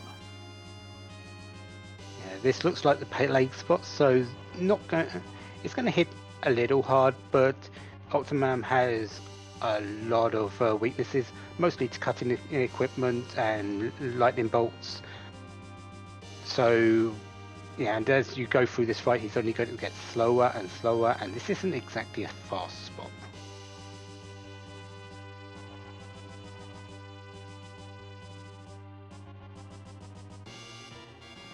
Yeah, he's much scarier at places like that Ogopogo spot, or where we saw Ogopogo, and the Ogopogo spot. That's a good thing. Either way. Vanilla or the Seed Ogopogo are both nasty spots for Octomam. Yeah, Nagi. Leviathan spot today is Ogopogo. The Ashura spot is Kunyatso. So Feymarsh, you want to avoid with a very long barge pole. You wouldn't go there at all if you could avoid it. Well, you get the pass, so won't have to go back to the moon after this for Jeebus. That's good. That tells me that he's going to fully clear this moon, knowing that he can just go back to make the Leviathan spot his last check, and then go to Zeromus through the pass route. That makes sense. That's what I would do once I see that pass, for sure.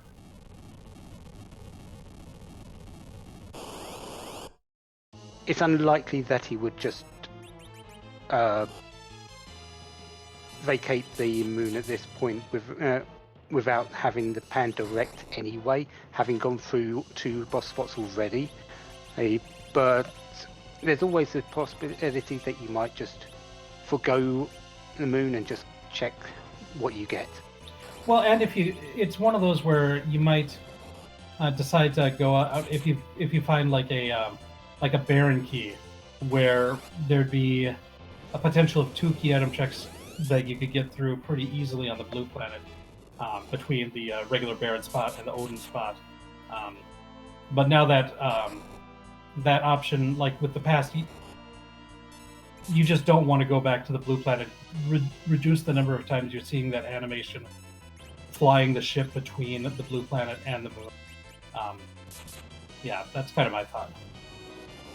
Yeah, CPU in the Ogopogo spot, so trading out one annoying boss for another. Through that spoon a bit early, just like Lord Bobbery said, before the defender comes down. So basically, that damage that was done has sort of been negated.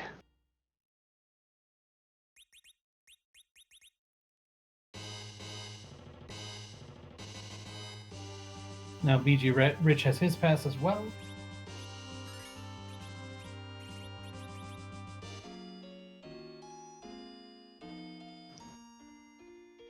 Good thing about this spot is it only has around 30,500 hit points, so Cecil and Edge should be able to get through this fairly well.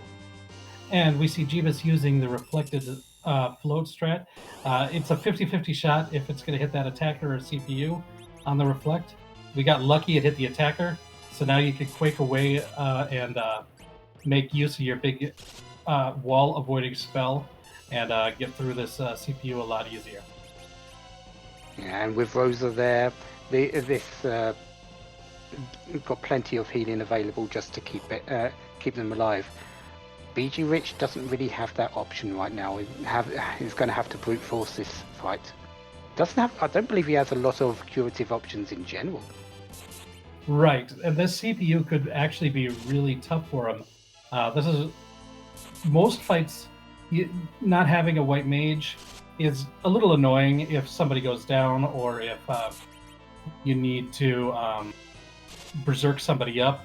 It's nice to have that white mage for a number of reasons, but you could make do without him like he's been doing.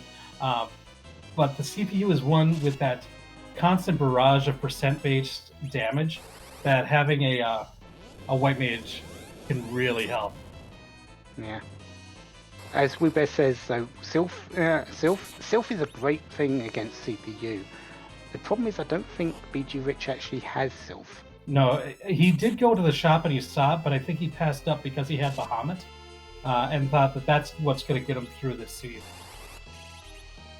Which isn't a bad shout, to be perfectly honest. Bahamut is just awesome as a summon. It's not the be all and end all of every boss though. Just like Right. a CPU or a number of others, especially on the moon. Tower key was the reward for that though. Right, so that opens another key item check on the blue planet. But as expected, Jeebus heading over to where the vanilla wyvern spot is to do another check here on the moon. He still has that Odin in the pale dim spot that he hasn't seen yet, and then neither of them have taken out Ashura at Bahamut. Yeah, and BG Rich is the only one that's got that information at the moment. Jeebus has not been there, but I don't think he's going to delay that check once all the rest are done here, unless this is the pan itself. Yeah, if this is the pan, then he would definitely leave and not worry about anything else. And he's going to like his chances going into that Ogopogo fight at this moment in time.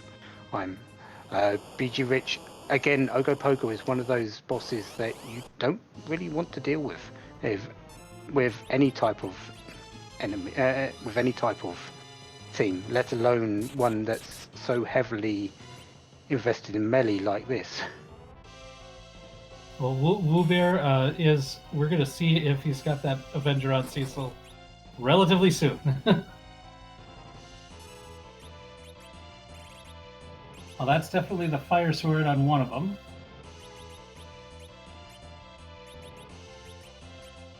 And he's looking at his options here. I don't think he's... I think he's realizing how much he doesn't have right now. Yeah, that's definitely the Avenger on the other Cecil. He's still doing so much damage with his characters, though. I might just Quake or a Bahamut with Rydia and just try to brute force as much damage. And there is the Bahamut queued up here. And just eat the Globe 199s that are going to be coming. Meanwhile, Jeebus has defeated Mylon Z at the Vanilla Wyvern spot. Only a glass hat, though, so not what he's wanting. And that's an instant reset. Doesn't even want to walk those few spaces. Exiting out, we will see if he goes in for Pale Dim spot. And bgrich4's brute force plan works. Gets through that CPU fight. Well done. And even with Edge Alive, I've got that life potion off before the second, before the second Globe 199. So he's going to be really happy about that. He's got just the 2 checks to make us up here now, being Mylon Z and Asura. And 2 checks for Jeebus, yeah. Yeah, having Odin and Asura. This is extremely close at this moment in time. Yeah, this is a real exciting race at this point. Because we know that the places they're going to now isn't the correct one. Right. So both of them have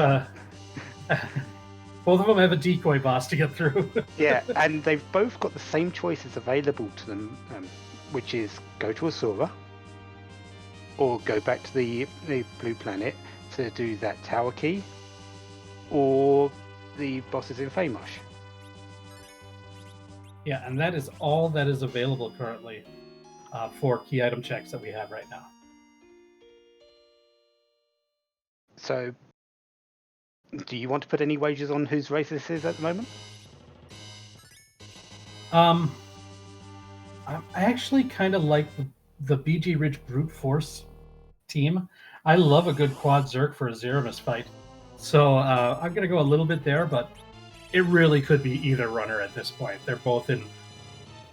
they both have a great position right now. And it's basically down to who's going to be able to find that pan first. Since Jeebus has just finished his decoy boss, if Ashura is the pan, then he might be in a slight lead. Yeah, and that Avenger is just going to increase his power significantly. He does have I think he's got a better makeup for a Zeramis fight, but you're absolutely right. bgrich's brute force is working for him. It could just work in that final fight as well to make it a little bit quicker. And bgrich has completed his decoy fight, going to get that glass helmet.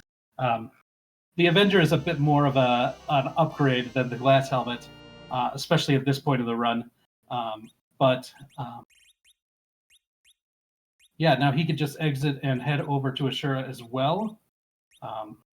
My guess is that will be the next place. That's where we see Jeebus heading.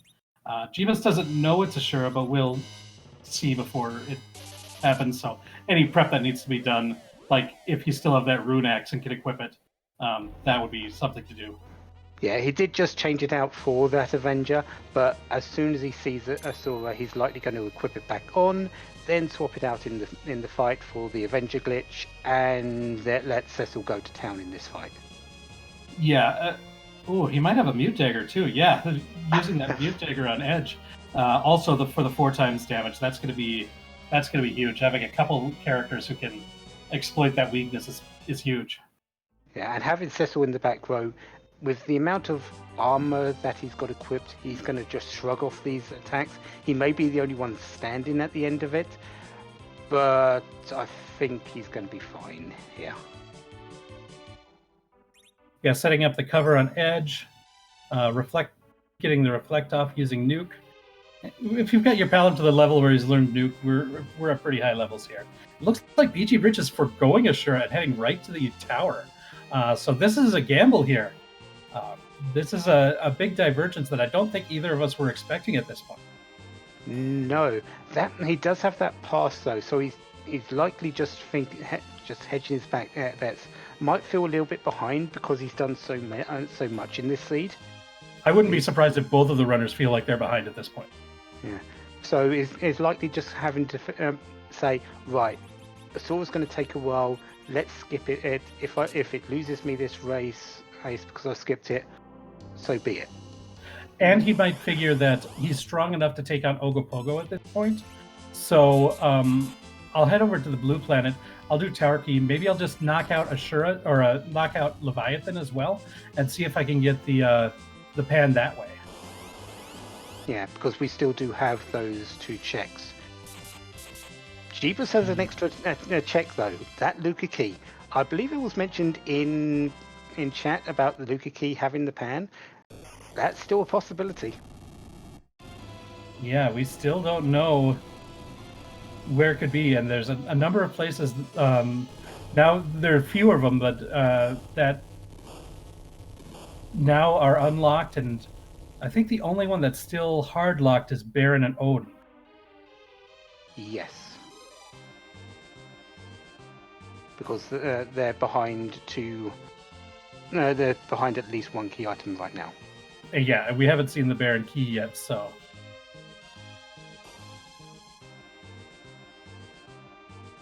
Now Jeebus back at the blue planet. We'll see if he decides to go to tower like bgrich has done first, or if he wants to cash in that Luca key and check that. I wouldn't be surprised if he goes straight for Ogo right now. Hedges his bets to see if that's the pan is at the same time. That would cover 2 bases. I think that's a pretty good play too. It's not much of a gamble. It's a little bit safer, I think, to go this route because you know that you're going to have to do this either way. Yeah. And bgrich is going to show us what is at the Cameroon spot. We have the pan. bgrich is currently in the lead, in my opinion, right now. I agree. So bgrich can now go smack Yang, and then probably head down to the Fey March to defeat Ogopogo, and then turn in the pan, and he'll get the crystal. Yeah, that gamble has paid off for him big time. Jeebus is likely going to go through this Ogopogo's fight, then likely going to try the Keinazo fight immediately after. Yeah. I agree. I think that's going to be what's going to give bgrich that lead. Is Jeebus likely going to the Keinazo fight immediately afterwards? Yeah, and although bgrich has the more dangerous fight going into Zeromus with the Zerkers, I think it's still going to be enough of a time frame to be ahead in this fight. The Sid tower key equals pan? Yes. Tower key does equal pan in this seed. Ooh, but bgrich going back up, gonna go to talk to Sheila first. You do need to hand it in. I know, you do need to hand it in, but I think routing it in after you defeat Ogopogo, so only one more transition between Underworld and Overworld. That is a very good point, yes. Yeah. Meanwhile, Jeebus in his Ogopogo fight. This should not be too much. Cecil doing those 2,500 hits. That's what, 14 hits in this fight that's over. You don't really mind your team going down at this stage. Just keep that Cecil alive to do the damage. That's a good point Bakasanobi in chat makes. Maybe bgrich was banking on an Adamant. If Sheila had the Adamant there, then he could have the Excalibur for his second Cecil during the Ogopogo fight, which would just be even stronger. So that could have been a reason why he wanted to go there first. So that makes some sense. There's the second set of waves, so just a single there. So Cecil is still very much able to finish this up. A reflected nuke just to compound the damage, and just finishing that up. It should be done in 1 or 2 more swipes.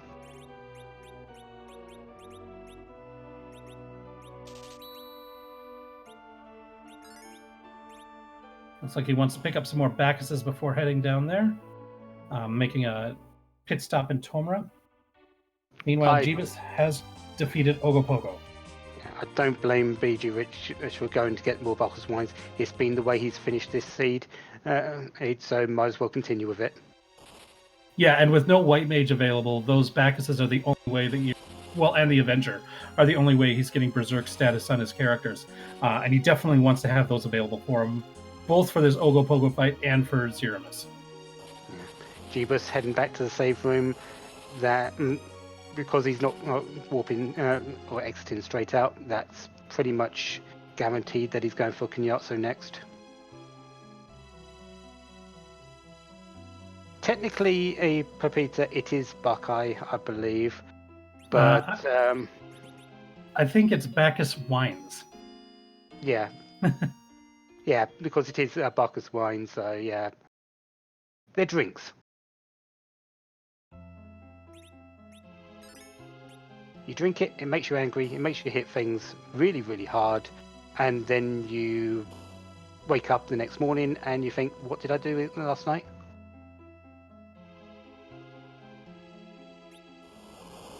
Yes, Woobear, bgrich has a beefy boy in Yang.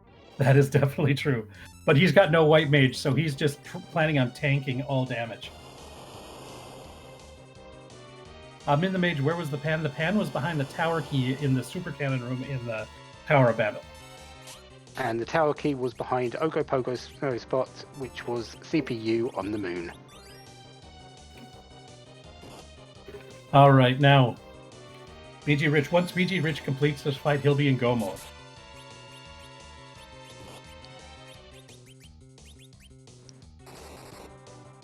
Yeah, Kenyatsu hasn't proven a problem for Jeebus, but we do know that it isn't anything that is necessary.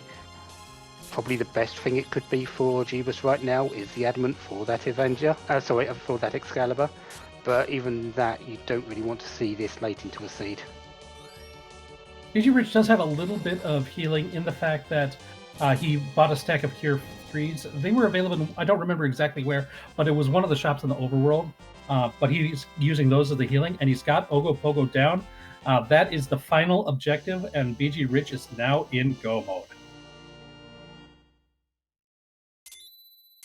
Jeebus exiting out after fighting in Kenyatsu for an apple. Now, where is he going to go next? He's going sealed. That's rough. Yeah. And with all the grinding done, I believe bgrich should be ready to head right to Zeramus. He might have some setup to do. I don't know if he's got everything, all the items that he wants. He might have some shopping to do beforehand. But I can't imagine he needs levels. No, definitely not the levels. The only thing I see good for Jeebus right now is that he's going to see the key. He's going to see the item here, and is going to see it's not the pan, and is going to reset out of it almost instantly.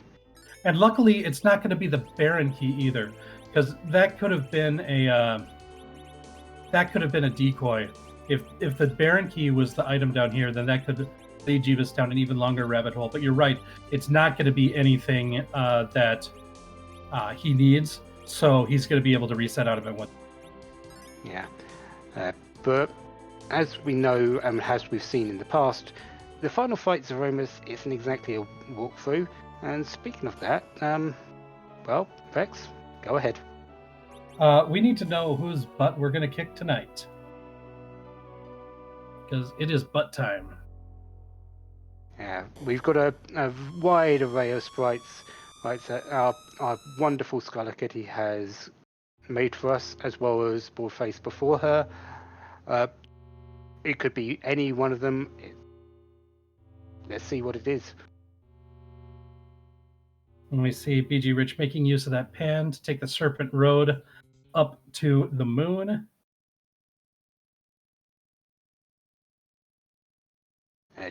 Jeebus seeing that white shirt and is just throwing it back on the ground and resetting out, and is heading in the correct direction. So it's not going to be too far behind bgrich, but this amount of time that it's taken him is likely the finish for him, unless something weird happens in this fight, which is always possible. If you get like the Big Bang directly followed by a Meteor, that can take out the best parties sometimes. Hopefully that doesn't happen for BG Rich, but that's what Jeebus is probably going to need in order for him to catch up at this point. Yeah, the HP levels on his BG Rich's team though is ridiculous. 3,300 on edge. You don't see that almost ever. 2,100 on Rydia is insane. Yeah. Young's just going to be able to shake off 2 to 3 Big Bangs. So it's going to take a lot for Zeromus to lose to win this. Yeah, Yang's like, you call that a Big Bang? It's more like a little ping. Especially when the first one is likely going to be nerfed to only do less than 1,000. Well, looks like we've got a one-winged angel for our boss tonight. Very appropriate for today, considering a certain remake's demo has been released in the last 24 hours.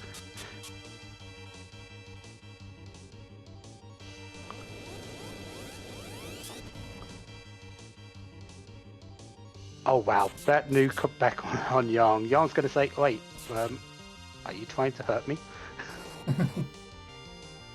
Was it nuke? I will show you how. And then punches him back for double the amount of damage he took.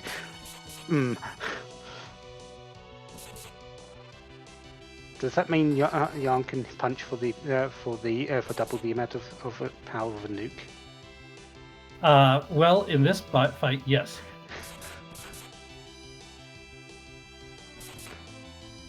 Even taking the opportunity to Moonveil Rydia, going to cast nuke on with her a few times while the boys do their thing.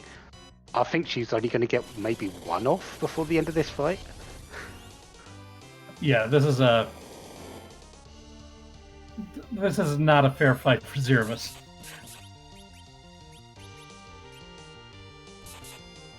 Jeebus is going to be really happy. Just finished up his tower. Going to go and get that pan. We're going to go and hand it in immediately, then head off straight to Zeromus as well.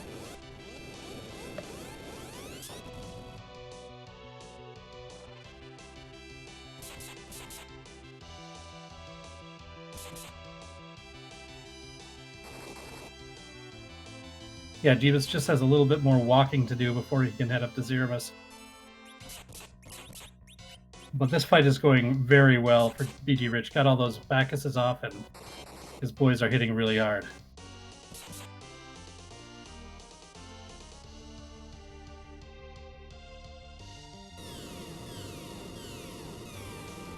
Yeah, there's not really much you can say about this this fight. It's just been a matter of, as you've like to put it, brute force winning the day. And we've got rocks falling, so we are very close. This nuke might be the one that does it. Well, his bottom settle still has 4,000 health. I think he's fine. And there's the flash. So BG Rich takes it. So congratulations to him. He is now at 3-1, and he has made it to at least week 6. And I do believe we have been joined by BG Rich. How does it feel to have made it through to that week 6? It's surreal right now. I was not expecting to win there. I knew it was getting pretty close with the time, and I think we were probably pretty close because I just sensed that Jeebus was right there, and I was like, well, I better just beeline it and just go Zerk and just do it. Yeah, we did notice that you skipped out on doing that Asura fight at Bahamut and just going to check that tower key. Paid off for you, didn't it? Yeah, I saw it because I was like, well, that fight won't be that hard, but it's like, well, if I wipe once, that's probably about 5 or 10 minutes lost. So I'm like, well, I'm just gonna take a gamble and leave it on the board, and if I lose on that, then it's okay. I can live with it. Yeah, I think your decision to let discretion be the better part of valor a couple of times, both with that and not going back and like forcing your way through that valveless fight in Dwarf Castle really helped you out. Oh, certainly. I know earlier times when I was playing the randomizer, I probably would have been stubborn and tried to beat it, but I realized that that was just a waste of time, and I was like, I was better off just checking all of Moon, because once I got the 10 key items, I was like, I just have to find sirens and level up, and everything will be easy, and that's what I did. And you grinded up your levels really high. Was that because of the lack of a white mage? Yes, yeah, I didn't want to take any gambles. I didn't buy Sylph, and I didn't want to mess around too much with Cure 3, so I figured I had Crystal Armor on one Cecil until I got to Zeromus, and then took that off. So I figured, let's just go with high hit points and high damage, with Yang and Edge in the party too, that they could just start bulldozing through some people, and then also with Rydia having Nuke and Bahamut, that she was in pretty good shape from an offensive magic standpoint. Yeah, having in that Rydia and ditching Palom is not something you see too often, but was just having that Bahamut just the difference maker at that point in time?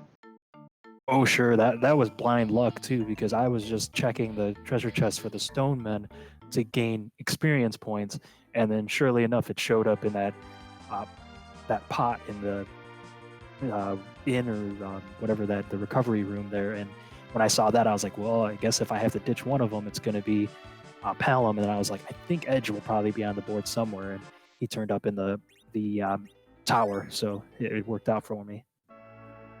Yeah, having those Masamunes always is a sort of a key edge equipment seed, isn't it? Oh, sure. And especially when I saw that ninja robe, I was like, well, I think it was one of the last two seeds, because I've basically had hook seeds every time, so it's been interesting. But one of them I had where I sold the ninja shirt and a Masamune, and then they showed up. Ed showed up, and I was like, well, I guess I can't take him anymore, or whatever I ended up doing. And I was like, oh, geez, like I botched that one. So this time I was like, if he shows up, I'm gonna make sure to take him. So yeah, you're at least into round 6. You got one more round to try to improve your position in the first 5 Swiss rounds. What do you feel? Do you think are you somebody who likes to take risks now that you've in there, or are you going to play basically the same? Are you going to change up your strategy? Do you have any thoughts on that at this point? Good question. I think I'm going to stay the same with the way I'm playing it. I think I've improved with each seed. I haven't really been practicing much, but one thing I've noticed too is my strength of schedule has been different. Like, not to say like everybody I played was pretty good, so it's just one of those things where I didn't draw anybody that was in highway to the Zenith Zone or anything. So like that was kind of like, well, you know, like I saw other people were like they were going head to head and stuff, and it's just like, well, they had 2 points just like me, but they lost to people that were like won the league or were like in the finals. So I mean, I'm not going to let it go to my head that I won, but I think it was just the main thing for me was just picking a strategy and sticking with it. That I remember doing it in the Hopen, where one time I tried to take a big gamble and then finished in 4th place, and then after that it just helped me remember to just play whatever strategy that I'm going with, and if it wins, great, and if it doesn't, I won't lose by that much. So it was a good learning experience in the Hopen, messing that up. Yeah, and playing to your own strengths. And so you know you're going to face an opponent that's very skilled in this. So if you focus on what they're doing, you're not focusing on your own play. So you're not playing to your own strengths. Exactly. Yeah, it's pretty much I got to play against myself and not worry about what the other person's doing, because I know they're going to be good too. Like everybody in this tournament's capable of winning. So it is it's a pretty interesting format. I do like the Swiss format. Yeah, especially on this when anything can really happen. And you and Jeebus were crisscrossing almost constantly. There was never really a lot of separation between you in terms of how far you were with the seed until that very end where you made that gamble. So this was a very, very close race, and very, very well done for taking the victory out of it. Oh, thank you. Yeah, there was definitely one where I'm sure both of us were sitting there like, who's going to get that done first? Because as you get to that 2-hour mark, and it's like, we got to be close to finishing. Yeah. So do you have any last words about this seed or the tournament in general? Just thanks to the people that are running the tournament. Thanks to the people that are supporting me. They know who they are too. And really just I'm glad that everybody has turned out to play that did. And even some of the players that weren't able to join this tournament or had to drop early, that I know that they'll be in the community doing some other cool stuff and probably winning some other stuff too. So I look forward to playing with everybody in the upcoming races. Well, once again, GG's and congratulations on your finish and good luck in your next race. Thank you very much. GG. All right. That was bgrich. Rich. Yep, and I'm pretty sure he's really happy and relieved that he's got that third win under his belt. Jeebus is going to be a little bit disappointed that he didn't get the win here, but I think he's going to be understandably. He's going to be understandable about it. He's played very well. He's on his Z fight right now, and is definitely bringing out those. Bringing out the big guns with that Avenger, the double Mazamune, nukes and whites, so he shouldn't be too far from this fight being over. And while he's just finishing up there, just want to give a shout out to Dathis, who's doing our restreaming tonight, and to Woobear on the tracking. We wouldn't have a show without people like them, so big ups to our tracker and restreamer tonight. And not just to those, but our entire Restream team in general. I've made it a point to thank them pretty much every week over this, because it has been a vast undertaking to give as much as they have, and I just want to reiterate that in my own voice this time. Thank you to them for giving you viewers the best show that we can give. And also, thank you, Poydrak. You've been doing a lot of admin work on this too, so your work's not been going unappreciated as well. Big thanks to everybody, including me. I think I'm doing pretty good as well. But we've got Jeebus has finished, and I believe we are now joined by Jeebus as well. GG's on your finish. Sorry that you took second place, but that was a very close race.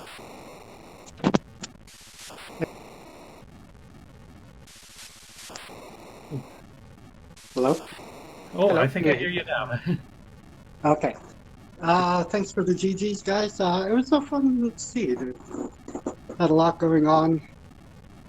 Yeah, I'm a little disappointed I took second, but hey, what are you going to do? Yeah, and you're by no means eliminated. You still have another race to make it to that crucial 3-2 mark next week. First off, I'll just say good luck in that. But let's talk about this seed. A couple of choices. Taking Tella. Were you thinking about a D machine grind at that point, or did you just want him as an anchor? I'm just curious about that decision. I really like Tella, actually. He has most of the important white magic spells. He has Berserk, he has Blink, he can use Cure 4, single target for a full heal, no matter how much HP or willpower he ends up getting.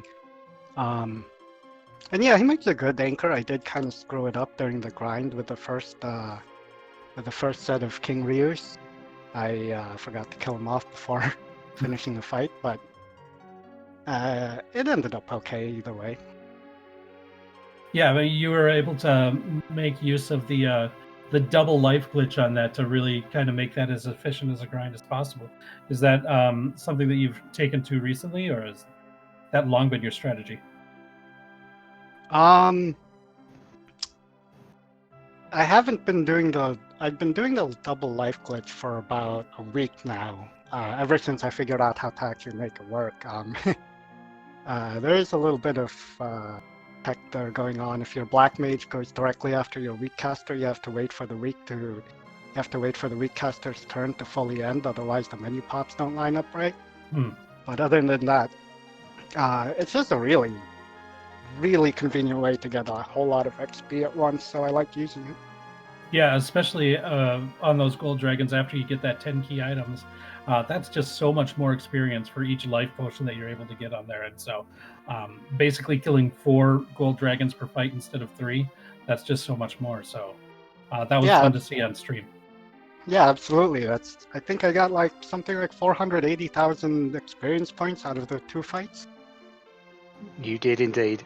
And that's normally what you see out of 2 sorry, a 3 to 4 fight. So definitely a much more efficient thing, and something that a lot of people have been taken to over the last couple of weeks. There's been a lot of it being shown off, sometimes with Ice 2, sometimes with Fire 2, as you did today. I think Lit 2 is the only one that hasn't been used because it's a little bit quicker of an animation. But it's definitely a very big up and coming way of grinding, and we've seen a lot of alternate grind of things available. So seeing that one today, definitely on the table. We did notice that in this that you and bgrich did a lot of crisscrossing back and forth in terms of your routing, and neither of you really got a edge in the first, apart from the character, in the first in the first hour and a bit. It was only one deviation that bgrich did at the end. And was there any strategy to the routing that you took? Mostly I just like to try to keep my clears together. Like if I'm going above ground, I try to do the demist together and with the fuel 1 check, and since I'm up there I'll do the harp as well, and you know, try to keep my transitions between worlds a little bit to the minimum. Yeah, I see that the one thing that I mean, you're using extra transitions, but you check the character up at the beginning up of the moon right away with that darkness crystal open with the Rydia Cecil start. Were you just looking for more firepower, or would you have done that no matter who your characters started with? Oh yeah, I would have done that whoever the starting character was. I was hoping for Tella at that point, because if I had Tella, I would have done the D-Machine grind. Oh, well, you do like Tella, that's true. Learning that for sure. Yeah, absolutely. And if it's someone like Fu, then, you know, or Edge that can really carry your early game. Sure. Even Sid, Kane's pretty good with a weapon. I didn't find a good Cecil weapon until I cleared that Murasame altar for the Avengers. Yeah, neither you nor bgrich had any luck in finding anything for Cecil, and bgrich was going with 2 Cecils for most of the seeds, so... Ooh. Yeah, I saw that. I was really tempted, because, like, you know, sometimes you do find, like, double Crystal Sword Excal, double 2 of those, but I was like, I really shouldn't count my chickens before they hatch. So you're 2 and 2 now. You're still not out of it completely. There's still that chance that you can get into the week 6 with a win next week. How are you going to approach next week's thing? Are you just going to play your own game, or prepare a little bit for who you're going to face? Well, your biggest enemy in this kind of race is always going to be yourself. If you try to take on a fight you can't win, and you lose time that way, if you you know, stuff like that. But I'm gonna wait until I see the matchups and then figure it out, because if I get paired with someone much better than me, much more consistent than I am, then I know I'm gonna have to take some real big gambles in order to pull off a win. So it's really just see who you're fighting about, play your own game, and see what happens after that? Yeah, that's a good summary of it. Well, I know about doing a fight that you can't beat. I'm an expert at that. Well, we've all done it. You gotta try it once. You gotta try it once, but, you know, try to keep that to the practice seeds, you know what I mean? Well, did you have any final thoughts on today's race or the event in general? No, this event has been really fun. The community's always been great. Big thanks to all of the Restream team, but especially tonight, Dathus, Woobear, Urex, and Upoidrak. It's really cool to be able to you know, display our skills in front of a whole bunch of people like this, and I'm really glad that people come out for it. Well, thank you for letting us watch you. Absolutely. Good luck for your race next week. Thank you. Have a good night, everybody. So I believe that's everything. That was Jeebus, our second place finisher today. He's still not out of it. He's still got a race next week. He might still make it to that week 6. There's a lot of runners that are going to come up in this next week to say, I want a place there. Some already have it. Some are working towards it. But that's all for today on the Free Enterprise channel. However, we've got another race going on at this moment in time on RPG Limit Break. We're going to send them over to there, aren't we, Rex? We are. One last shout out. Big thanks to Dathis and Woobear again, and everybody who's making this Fabul Gauntlet race possible. And enjoy the next race. Have a good evening, everyone.